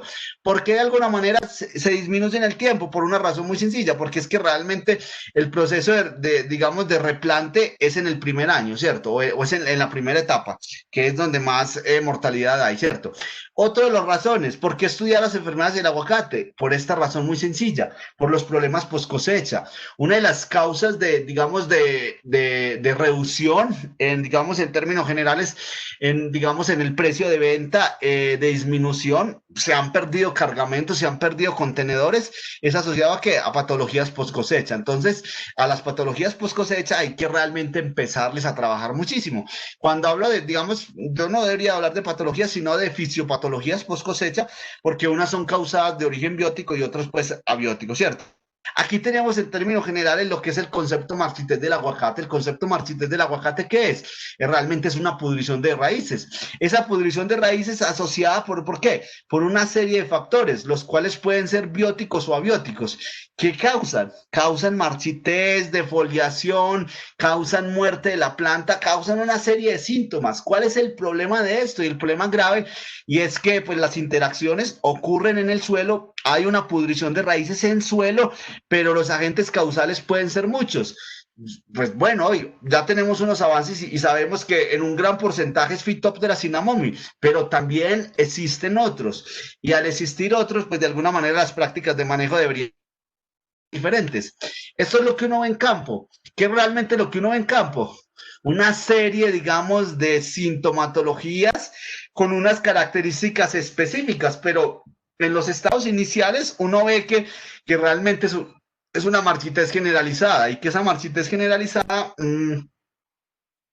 tiene distintas causas. Tiene causas de tipo biótico y tiene causas de tipo abiótico. Esto es lo que uno ve en laboratorio, ¿cierto? ¿Qué ve uno en laboratorio? Realmente un zoológico. Esto es una cosa terrible y pues las personas que hemos trabajado en esta área, pues cada vez que vamos a campo, cada vez encontramos una cosa nueva, entonces esto es supremamente complejo, supremamente difícil y esto es realmente un zoológico. Todos estos son microorganismos que causan el problema y que logramos reproducir síntomas. ¿Y qué tenemos hasta el momento? Tenemos más o menos esto, tenemos 13 digamos, agentes causales de tipo biótico, o sea, microorganismos, y 2 agentes causales de tipo abiótico, que causan los mismos síntomas. Y claro, uno hace la relación, uno ve Phytophthora cinnamomum es el de mayor importancia, sí, pero existen otros problemas, y otros problemas como los problemas de hipoxia, anoxia, los problemas de atrofiamiento de raíces, que lo hablamos en la clase pasada, que mucha gente confunde esto con esto, entonces hace aplicaciones y tus plantas no se te mueren, pero tampoco se te alivian por este problemita. Este problemita es un problema grave que lo vimos en la clase pasada, qué pena ahí, no, la sección pasada. Entonces, es un problema importante de crecimiento como tal. ¿Qué hemos encontrado también? De alguna manera hemos encontrado una serie de situaciones particulares, una serie, digamos, de factores que relacionan esta serie de problemas asociados a la marchitez del aguacate. ¿Qué hemos encontrado? Digamos, algunas propiedades en el suelo, suelos pesados, suelos que se inundan, altos contenidos, digamos, de arcilla, y una serie de situaciones muy, muy asociadas al contenido de humedad en el suelo que hacen que bajo esas circunstancias la planta se estrese y la planta se enferme y la planta se muere como resultado final. Esto realmente, ahorita les voy a mostrar unas simulaciones apenas acabe, digamos, la presentación, y esto es una cosa interesante. Ese es el seguimiento que le hemos hecho a un cultivo, ¿cierto? Esto fue un seguimiento, lastimosamente ese cultivo ya no existe. ¿Y por qué ya no existe? Porque todas las plantas se murieron. ¿Y por qué todas las plantas se murieron? Por el complejo marchitez del aguacate, ¿cierto? Entonces empezamos más o menos así, los negritos son las plantas enfermas, y mire cómo llegamos. Ahorita les una simulación que hemos desarrollado para que ustedes miren realmente la problemática y la situación de que esta enfermedad se comió un cultivo, eso eran 4 hectáreas, se comió 4 hectáreas de aguacate, se la comió realmente para hacer, digamos, una afirmación de tipo coloquial, ¿cierto? Aquí las patologías de tipo post cosecha, ¿cierto? Las patologías de tipo post cosecha tienen un origen biótico, tienen un origen abiótico y también se relacionan mucho con la cadena de valor, ¿cierto? Entonces, ¿qué hemos encontrado nosotros? Esto es un trabajo que estamos para publicar. Hemos encontrado que las patologías de mayor importancia, digamos, son coletótricos asociados pues a antragnosis, asociado pues a un complejo de coletótricos encontrado hasta 6 especies, y también el otro problemita que es el Stern rot, ¿cierto? Que es este problemita, que es uno de los problemas más graves que para Colombia hemos encontrado incidencias más altas que antragnosis. ¿Cuál es el problema de Stern rot o podrición de pedúnculo? Que hemos encontrado 4 agentes, bueno, creo que son 4 o 5 agentes causales, y esto hace que se dificulte su manejo porque son agentes causales totalmente distintos. Entonces esto hace que se incremente el tema y que de alguna manera, esto es un reto, señores. Yo creo que las patologías post cosecha es un reto. ¿Por qué es un reto? Porque el Plocloraz, que es el fungicida base de manejo de las patologías post cosecha, va a ser prohibido. Creo que Estados Unidos ya lo prohibió y creo que la Unión Europea a partir del 2021 lo prohibió. Entonces, si es el fungicida base para hacer manejo post cosecha, ¿qué vamos a hacer con esto? Realmente esto es un reto grandísimo que hay que empezarlo a trabajar de alguna manera fuerte y generar soluciones para tratar de solucionar esto, ¿cierto? ¿Cuáles son otros tipos digamos, de relaciones? Unos patologías de tipo abiótico, ¿cierto? En patologías de tipo abiótico tenemos muchísimas. Dentro de las más comunes tenemos, digamos, todo el complejo asociado, digamos, a chilling injury, que es el daño por frío. El daño por frío causa una serie de situaciones y el daño por frío está asociado ¿a qué? A unos factores determinados. Todas estas patologías post cosecha, que digamos fisiopatologías post cosecha, porque su origen no es biótico, sino abiótico, ¿con qué la hemos relacionado? Digamos con materia seca. Cuando se cosecha con una materia seca muy baja o cuando se cosecha con una materia seca muy alta. Esto es un factor muy determinante. La relación calcio-potasio, recuerden, yo se los dije, esto es uno de los causales de mayor cantidad de fisiopatologías post cosecha. La relación es calcio-potasio. Una relación calcio-potasio muy bajita, lo que me indica es que hay mucho calcio y bajo potasio e incrementa la cantidad de enfermedades. Y esta misma relación, calcio más magnesio sobre potasio, de alguna manera, si esa relación es muy bajita, incrementa, digamos, la incidencia de este tipo de patologías. Otros problemas, bueno, ya hay una serie de problemas. Nosotros publicamos un artículo que se llama Causas de rechazo asociadas, digamos, a distintos problemas que son bióticos, abióticos, por factores agronómicos, asociados, digamos, a causas de rechazo de la fruta. Entonces tenemos muchísimas. Tenemos, digamos, formas inadecuadas. Las formas inadecuadas se castigan bastante.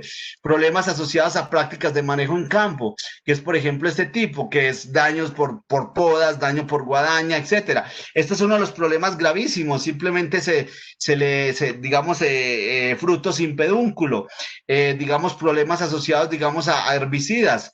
Este que es un problema que está incrementando muchísimo las situaciones y digamos es este anillado.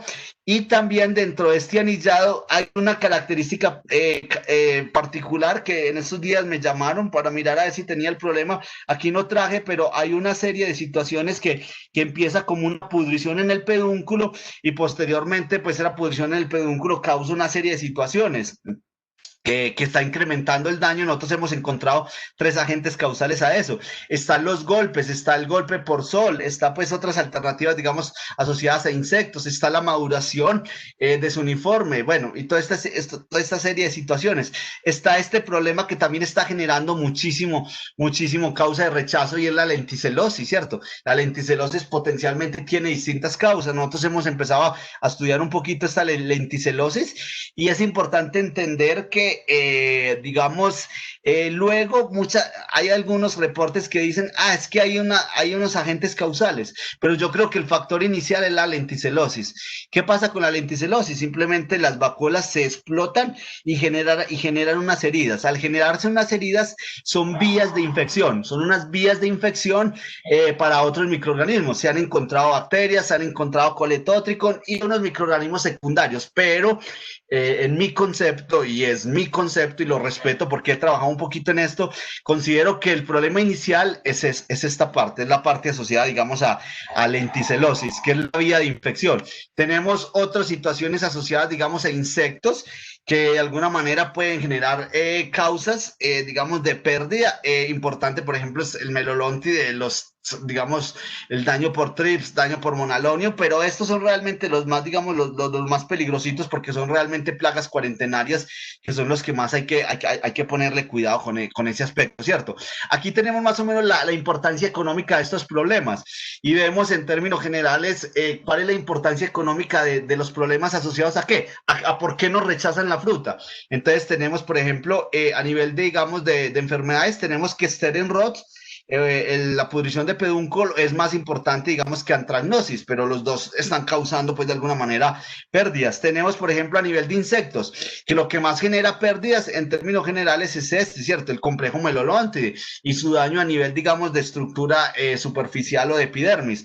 Tenemos, por ejemplo, los trips y de alguna manera, pues, estos insectos que son, no son insectos, sino artrópodos. En términos generales de malformaciones y otros daños, tenemos, por ejemplo, los daños asociados, digamos, a golpes, los daños asociados a golpes, sea en cosecha, sea en transporte o sea en manipulación. Luego sigue este daño, señores, mire la preocupante de este daño, los daños por lenticela, ¿cierto? Los daños por lenticelosis.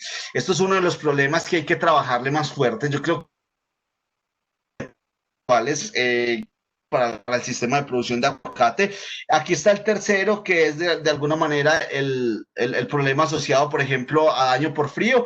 Y en términos generales de factores, digamos, abióticos, tenemos digamos, la talla, fruta muy pequeña y posiblemente la fruta muy pequeña se deba a problemas de fertilización, a problemas de alternancia de producción, bueno, todo lo que vimos de alguna manera hoy. El daño, digamos, por sol, que también tiene efecto directo, digamos, en la calidad y en la producción. Vías de infección son muchas. En precosecha tenemos una vía directa, infecciones latentes, que es lo que sucede mucho con las especies de Coletótricum, cavidad seminal con Coletótricum, que hemos identificado que cuando, digamos, Coletótricum tiene un problema grave, y es que prácticamente puede infectar el aguacate en todos sus estados, ¿cierto? Entonces hay unas infecciones que ocurren a nivel de flor y se expresan en fruta, ¿cierto? Se expresan en fruta después de un periodo larguísimo, ¿cierto? Restos florales, en post cosecha son las heridas, contaminación, lenticelas, infección directa y pedúnculo. Por eso el pedúnculo se tiene que cuidar mucho, porque de alguna manera el pedúnculo es una vía de infección fuerte para ese tipo de problemas. Aquí vemos problemas de cadena de valor, pues no es lo mismo tener esta fruta a tener esta fruta, son dos cosas totalmente distintas. La desuniformidad acá, esto hace que se incremente digamos, la incidencia digamos, de problemas post cosecha. ¿Por qué? Por los distintos grados de maduración. Ya vimos que es uno de los factores que más se asocia a causas post cosecha o a problemas post cosecha. Mire, por ejemplo, esta situación. Esto realmente es un daño asociado a un golpe. Y es un daño asociado a un golpe que en manipulación. Entonces vemos aquí el impacto y aquí la respuesta en términos generales de qué, del etileno, cuando realmente se golpea una fruta o se golpea, digamos, ese tipo digamos, de elementos que están muy asociados con la producción de etileno. Esto implica una fuerte degradación. ¿Por qué? Porque se produce etileno y el etileno pues induce la maduración de la fruta. Momento óptimo de cosecha, como el aspecto 6, ¿cierto? Eso es uno de los aspectos más importantes a tener en cuenta. Nosotros hicimos un trabajo y hay un artículo publicado donde discutimos mucho esta parte del momento óptimo de cosecha y cuál debería ser el criterio adecuado, y la respuesta es que el criterio adecuado depende del tipo de mercado, el criterio adecuado depende de tu zona, el criterio adecuado depende de conocer tu fruta. Y pues existen unos aspectos fundamentales: que tenga madurez fisiológica, que tenga un color verde firme, digamos, a nivel de epidermis, o verde seco, color de pulpa verde amarilla, tecumento transparente y desprendible.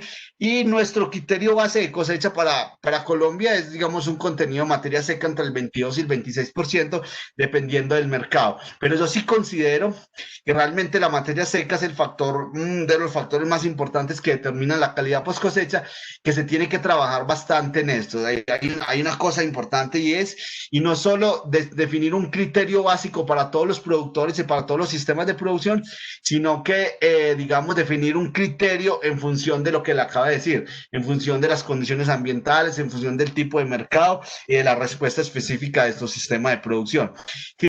Cosecha de color. Entonces, realmente, ¿por qué el color es importante? Porque a partir del color se han hecho pues unas escalas de maduración: duro, preacondicionado, rompiente, premaduro, maduro. Esto es un esquema de maduración, digamos, de la fruta en función, digamos, del color y relacionándolo con la firmeza del fruto, ¿cierto? Entonces eso es un criterio de cosecha. Ya en términos generales de cosecha, existen una serie de prácticas de suma importancia, que garantizarán la calidad final del producto, y es, por ejemplo, cómo se cosecha, evitar, digamos, evitar golpes, no cosechar fruta sobremadura, pues sí la puedes cosechar, pero no la puedes de alguna manera tratar, digamos, de vender para exportación. Esto simplemente puede ser consumo, puede ser para mercado nacional, pero lo ideal es que no dejes una fruta de este tipo. O sea, esto que tengas una fruta así, lo que te quiere decir es que te descuidaste en la cosecha, ¿cierto? Esto no es lo adecuado. Digamos, el movimiento de la fruta con el mayor cuidado posible, evitar esto. Realmente, pues, aquí, pues, tratan de proteger la fruta con respecto al suelo, pero pues tienen la fruta expuesta. Hay unos trabajos muy interesantes de calidad post cosecha que demuestran que digamos que la fruta, si se expone al sol o altas temperaturas, de alguna manera los procesos de maduración se incrementan, y entonces la calidad post cosecha o la vida útil post cosecha se disminuye. Pues todas las prácticas post cosecha adecuadas, digamos, eliminación de pedúnculo para evitar golpes, todo eso, y selección. Esto es una cosa muy importante, los procesos de selección. Los procesos de selección en función de características de calidad visual. Eso es totalmente fundamental. Y aquí más o menos cómo potencialmente se puede mover la fruta dentro de los campos, ¿cierto? Entonces tratar de evitar golpes, tratar de evitar movimientos fuertes y buscar esto. Por ejemplo, si te toca por algún motivo que tu fruta se te demore en campo, tratar de reducir la temperatura y mantener de alguna manera la fruta en una zona fresca para evitar incrementos en temperatura. Bueno, eso era más o menos todo lo que traía para hoy. Ya nos quedamos más o menos con media horita para preguntas y trabajos. Aquí simplemente les muestro realmente una propuesta de trabajo que hemos tratado de llevar adelante gracias a Greenovo. Esto es una página que pretendemos hacer para ofrecer, digamos, herramientas de innovación, asesorías, consulta por parte de productores, consumidores y todo. Realmente es una muy buena plataforma, digamos, de tipo web, que estamos trabajando, y pues que con el grupo, digamos, de Agrinovo le estamos tratando de poner el mayor empeño posible para garantizar, digamos, una serie de situaciones y tener un contacto un poco más directo con ustedes.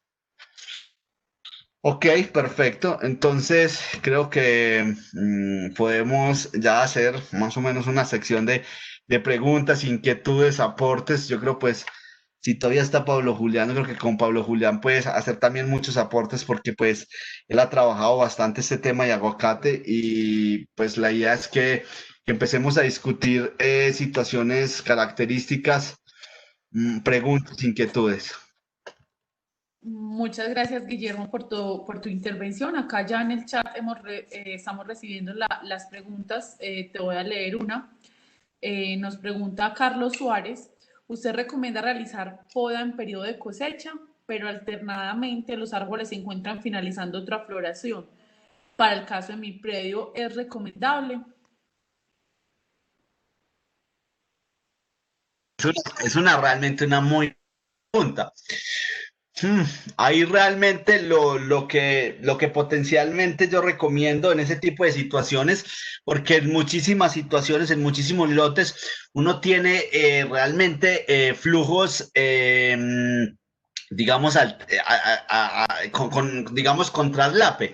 Entonces, en ese sentido, lo más adecuado es no hacer una poda severa, y digamos, si podamos las ramas productivas ya envejecidas, vamos a ir no haciendo una poda severa, sino que hacemos una poda no tan severa, pues no alteramos la fisiología con respecto, pues, a la poda.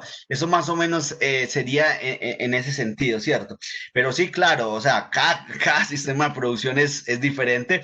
Por eso la primera recomendación es tener, digamos, los ciclos fenológicos determinados. Eso es fundamental. Y a partir de esos ciclos fenológicos determinados, poder tomar decisiones. Porque una cosa es hacer una poda severa y otra cosa, digamos, es hacer una poda no tan severa. Y potencialmente en tu caso caso, Carlos, sería que quisieras no una poda severa, sino que tratar de eliminar aquellas ramas improductivas, aquellas ramas digamos, que están entrecruzadas y no hacer digamos, no hacer así una alteración fuerte en tu sistema de producción. Pero pues eso dependerá de muchísimas cosas. O sea, yo realmente dije que la respuesta está en función, digamos, de la especie y en función de la condición ambiental. Y eso pues aún hay que trabajar bastante en eso para poder de alguna manera tener información clara y específica para poder tomar una decisión con mayor criterio técnico.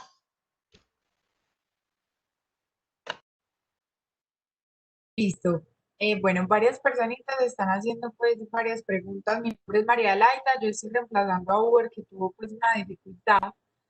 Entonces, me está haciendo una pregunta JD, no sé quién es, pero le voy a dar la palabra.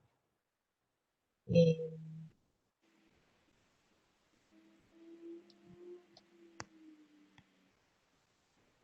listo. Juan Diego, Juan David, ya tienes la palabra, ya te encendí el micrófono.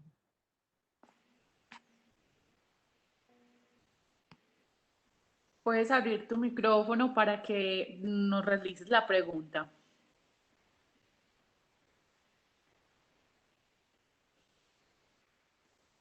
Ya lo tiene abierto.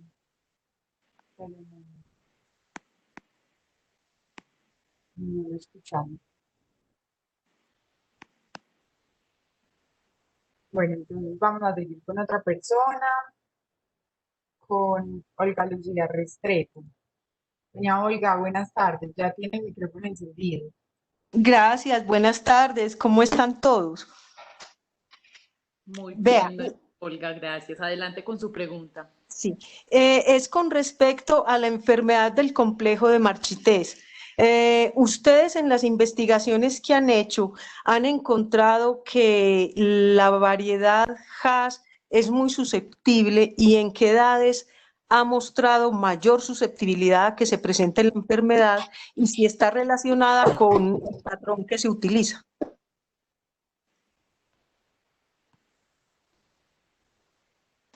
Bueno, muy buena pregunta, es una pregunta interesante. Recuerda que, por ejemplo, el complejo marchités afecta a las raíces, entonces en este caso afectará pues el patrón, ¿cierto? Nosotros hicimos un trabajo, pues, dado pues que estaba, digamos, haciendo injertación Hass sobre Hass, nosotros hicimos más o menos, utilizamos 12 genotipos. Yo creo que yo los mostré la vez pasada, utilizamos 12 genotipos, 4 de la variedad, digamos, antillano, con características antillanos, 4 con características guatemaltecos y eran 2 mexicanos, bueno, con características de la raza mexicana y utilizamos la variedad Hass como control. ¿Qué encontramos? Que la variedad Hass tenía un comportamiento intermedio. Es susceptible, pero no era el más susceptible de todos. Tenía un comportamiento intermedio. Entonces, ¿refieres a que sí es susceptible? Sí, la variedad Hass es susceptible. No es la más susceptible de todas, pero sí realmente es susceptible. Y entonces, si se utiliza como patrón, se va a enfermar, pues... ya la cantidad de enfermedad no solo es digamos, una relación asociada a la parte genética, sino que la cantidad de enfermedad también está relacionada a, digamos, a unas características de tipo de factores conducentes a la enfermedad. Por ejemplo, características físicas del suelo, contenido, digamos, de microorganismos benéficos en suelo, prácticas de manejo. Entonces, es entender que, digamos, que la cantidad de enfermedad no solo es una relación netamente asociada, digamos, a la respuesta genética, digamos, de la planta, sino que también tiene otros factores que son determinantes en que haya más o menor enfermedad. Bueno, muchísimas gracias. Con mucho gusto. Gracias, Guillermo. Acá tenemos otra pregunta de Lina María López Melo. Si se tiene una densidad de siembra 5x4, ¿qué recomiendas en cuanto a podas? ¿Cómo promuevo la floración indeterminada aparte de cortar las ramas de floración determinada? Pues, perdón. Está abierto. No, pues realmente en ese caso es garantizar la densidad de siembra. Lo ideal es que garantice la densidad de siembra y garantizar de que no haya competencia, de que no haya competencia por luz entre tus plantas. Entonces yo creo que en esa densidad de siembra, creo que 6x4, es eso, es garantizar esa parte, que no haya competencia por luz y que no se te junten los árboles, porque pues ahí sí de alguna manera puede disminuir la productividad, porque puede haber de competencia en términos generales de luz. Es eso, es esa parte, es garantizar eso. Perfecto. Acá tengo otra pregunta de Carlos Andrés Suárez. ¿Qué patrón recomienda para alturas superiores a 2.300 metros sobre el nivel del mar que sea resistente a fitóptora y a esas condiciones de altura para poder tener yemas de Hass? Creo que escribo así. O sea, me imagino que es para injertar en yemas de jade, ¿cierto? No, esa pregunta es extremadamente compleja. La pregunta es muy difícil. Pues no sé si Pablo está allí. Pablo Tamayo podría responder y mirar a ver cómo van los procesos de selección de patrones del proyecto de Agrosavia. Que yo creo que ellos potencialmente podrían más. Sí. Abrir el micrófono del doctor Pablo Tamayo, si me colaboran desde la cámara, por favor. Ya incluso lo tiene activado para cuando lo quiera activar o desactivar. Perfecto. Doctora, gracias. La palabra. Muchas gracias a María Isabel, a Joaquín. No, realmente sí tenemos una serie de materiales promisorios, pero todavía no hemos hecho las evaluaciones que nos permitan, digamos, atribuirles algún grado de resistencia a los genotipos criollos. Entonces, realmente en este momento no hay un material que podamos decir que es resistente. Palmira, en Agrosavia también han evaluado algunos materiales y ellos tienen dos genotipos que son resistentes a fitóptora, pero queremos ver cuál es su comportamiento en condiciones de campo y hasta que no tengamos esas evaluaciones no podríamos recomendar ningún material. Esa es la respuesta para la persona que está interesada en conocer sobre materiales que sean resistentes, pues dentro de los materiales que está trabajando Agrosavia. En Colombia hay otros materiales que no son por Agrosavia, sino que son resistentes a la enfermedad, como el Duque 7, por ejemplo, que lo venden algunas empresas productoras de frutales, pero Agrosavia no ha producido hasta ahora materiales o patrones resistentes para el aguacate. Gracias. Sí, Pablo, yo tengo una pregunta y es que, pues yo no sé cuál ha sido el comportamiento de ese Duque 7 bajo condiciones tropicales. Buen comportamiento en la zona de California, pero y pues un poquito en Chile hay unos reportes, pero realmente no sé cómo sería, digamos, no sé cómo ha sido el comportamiento en las zonas tropicales. No sé si de pronto conoces algo. ¿Me están escuchando? Sí. Bueno, yo sé que en Colombia, en la zona de Anserma o en Guática, hay unos árboles, unos 300 árboles de Duque 7, y en cuanto a la resistencia, pues se han comportado bien.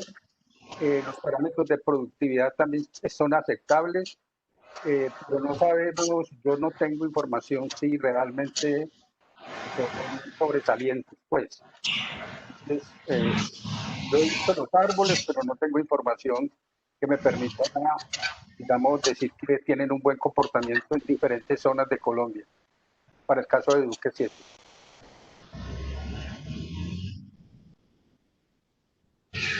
Perfecto, muchas gracias. ¿Otras preguntas, inquietudes? Acá tenemos preguntas. Tenemos Iván Darío Celis de Azofrucol, qué bueno que nos estés acompañando en este espacio. Nos pregunta, buenas tardes, ¿se recomendaría trabajar con algunos cultivos asociados en aguacate mientras está en establecimiento, ¿cuáles podrían trabajarse sin?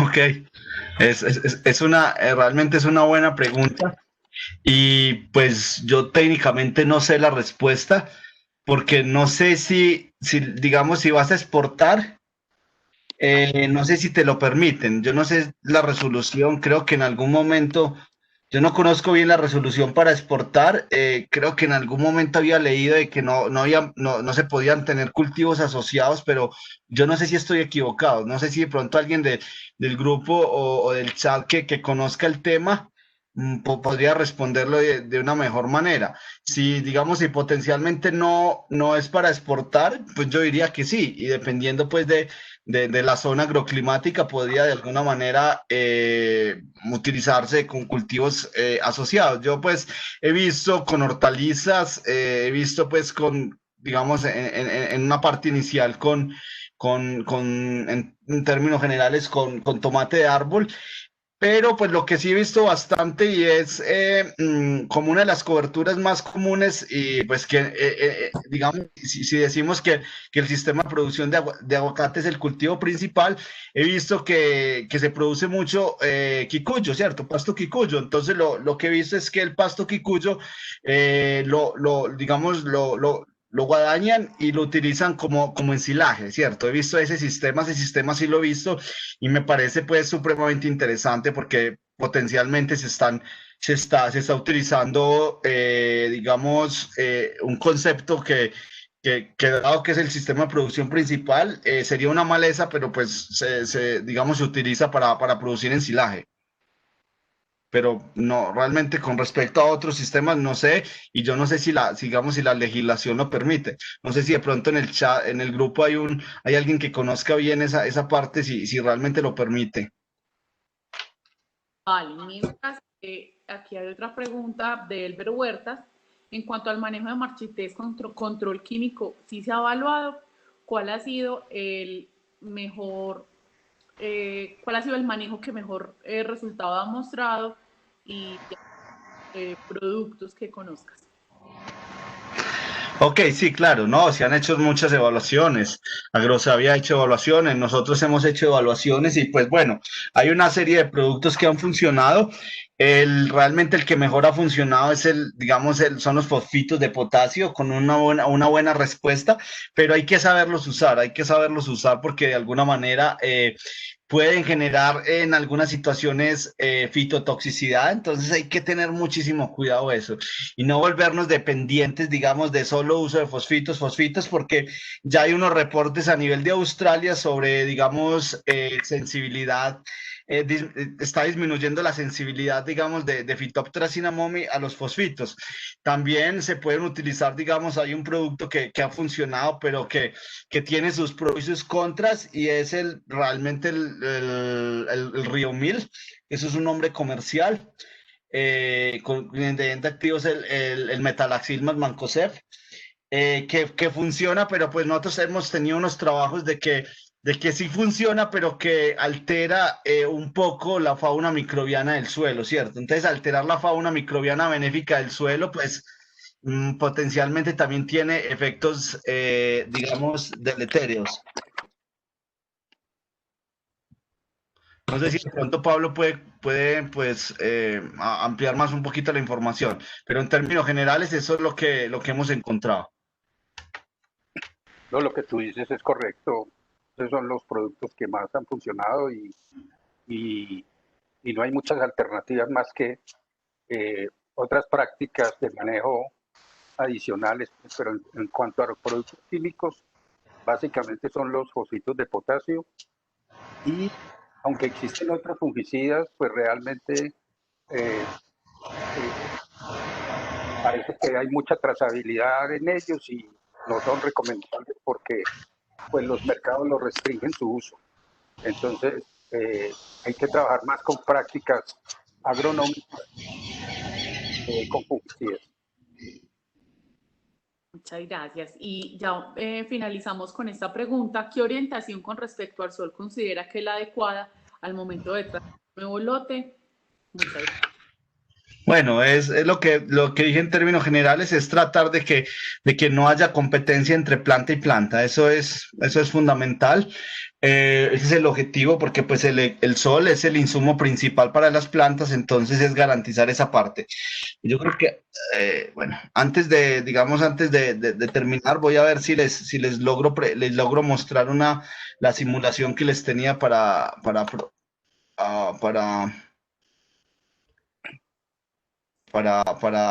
hacer. Vamos a ver si lo logro. Perfecto, mientras Guillermo va cuando ahí su computador, les cuento también otra pregunta que me han hecho, si van a ver memorias del evento. Próximamente les enviaremos la memoria al correo con el que se inscribieron acá al webinar. También en el chat les compartimos como un formulario, pueden dejar sus datos, entonces los próximos días a esos correos les estaremos compartiendo las memorias, y también pues van a estar las presentaciones y los videos tanto de esta capacitación como la capacitación de la vez pasada. Yo no sé si están viendo ya la simulación. Ya la estamos viendo. Adelante. Ok, perfecto.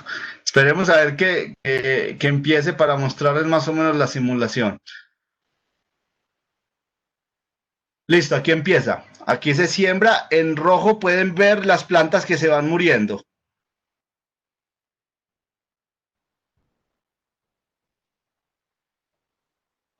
Y arriba el tiempo. O los 900 días, 960 días, 1220 días, 1140 hasta 1200 que evaluamos. Les voy a mostrar otra simulación para que la veamos bien. ¿Están viendo la otra simulación? ¿O están viendo la... ¿Perdón? Sí, la estamos viendo, sí. La Ok. estamos viendo perfectamente. Perfecto, esta es otra simulación. Pueden ver más o menos cómo se va moviendo la enfermedad digamos, en unas condiciones, bajo unas condiciones determinadas. Aquí es donde realmente se concentra la enfermedad, y esto lo que nos indica es que, mira, aquí empiezan los focos y cómo se va moviendo la enfermedad en las zonas más o menos de verde, y lo que nos encontrado, que estas zonas en las cuales hay unas características determinadas, unas condiciones específicas, edáficas, especialmente asociadas a alta humedad, que hacen que haya más o menor enfermedad.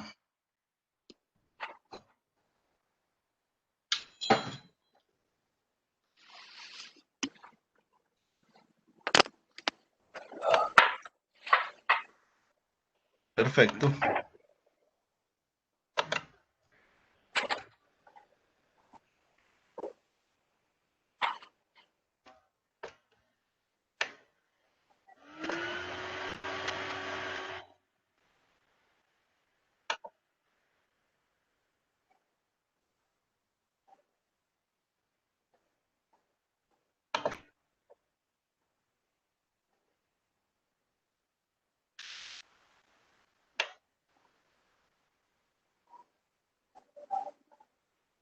¿Me están escuchando? Sí, te estamos. Ok, perfecto. Entonces, no sé. ¿Hay más preguntas? Por el momento, pues en el chat no hemos recibido más preguntas. No sé si desde cámara han recibido preguntas diferentes a las que ya he realizado. No tenemos ninguna otra pregunta. Solo queda pues decirle a todos los, por favor, nos coloquen llenando la encuesta de satisfacción que la acabamos de compartir en el chat. Para nosotros es muy importante poder tener la valoración por parte de todos los asistentes.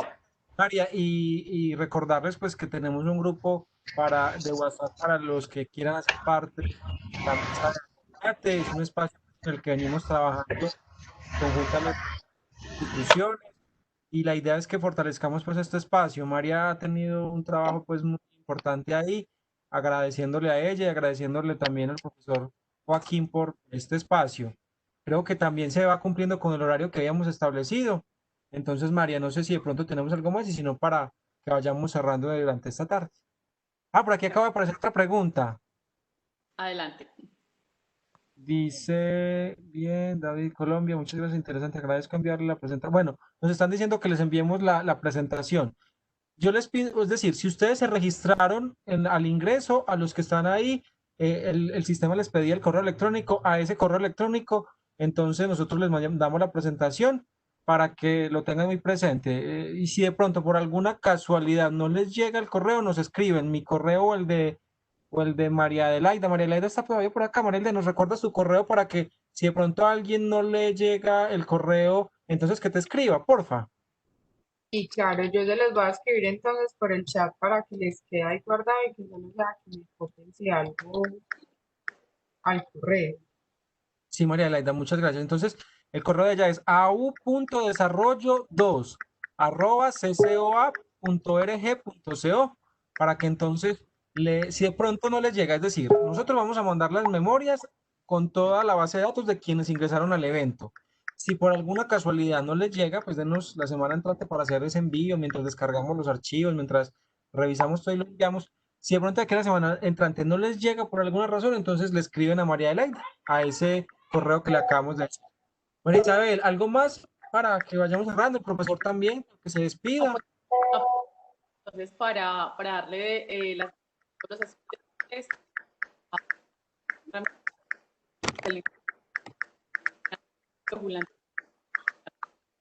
espacio adicional. La próxima semana los vamos a convocar a la reunión de la mesa de trabajo, vamos a trabajar la mesa de asociatividad, entonces les estaremos compartiendo por todas las redes y para que nos acompañen y muchísimas gracias por su tiempo. Le doy la palabra a Joaquín para que cierren. Una feliz tarde. Profesor Joaquín, despedida, que cerremos. Profesor. Está hablando con el micrófono. Sí, señor. Okay. Claro. Ok, listo. Ok, no, muy buenas tardes para todos. Muchísimas gracias por la atención. Espero pues que haya contribuido un poco a, digamos, a generar más que, digamos, que generar soluciones, creo que es generar dudas y la necesidad, digamos, de cada quien desde su sistema de producción trate, digamos, de tener la mayor información posible y a partir de eso, pues, generar digamos, sus estrategias de manejo, sus prácticas que logren de alguna manera incrementar su productividad y su, digamos, y la sostenibilidad del sistema. Entonces, muchas gracias de nuevo por todo. Entonces, cualquier cosa, creo que pues ya tienen mi correo, me pueden escribir y pues estaré atento a responder las preguntas e inquietudes. Bueno, profesor, muchas gracias. También desde la Cámara de Comercio los invitamos a todos a que visiten constantemente nuestra portafolio de capacitaciones ahí en www.ccoa.org.co. Ahí arriba hay un link que dice eventos. Los invitamos a que estén muy atentos para que se estén enterando de toda la oferta de formación, de capacitación, de charlas y demás que desarrolla la Cámara de Comercio. Entonces, por lo pronto, un feliz fin de semana, un saludo para todos y Cámara de Comercio del Oriente Antioqueño, credencial de confianza. Un abrazo y feliz tarde.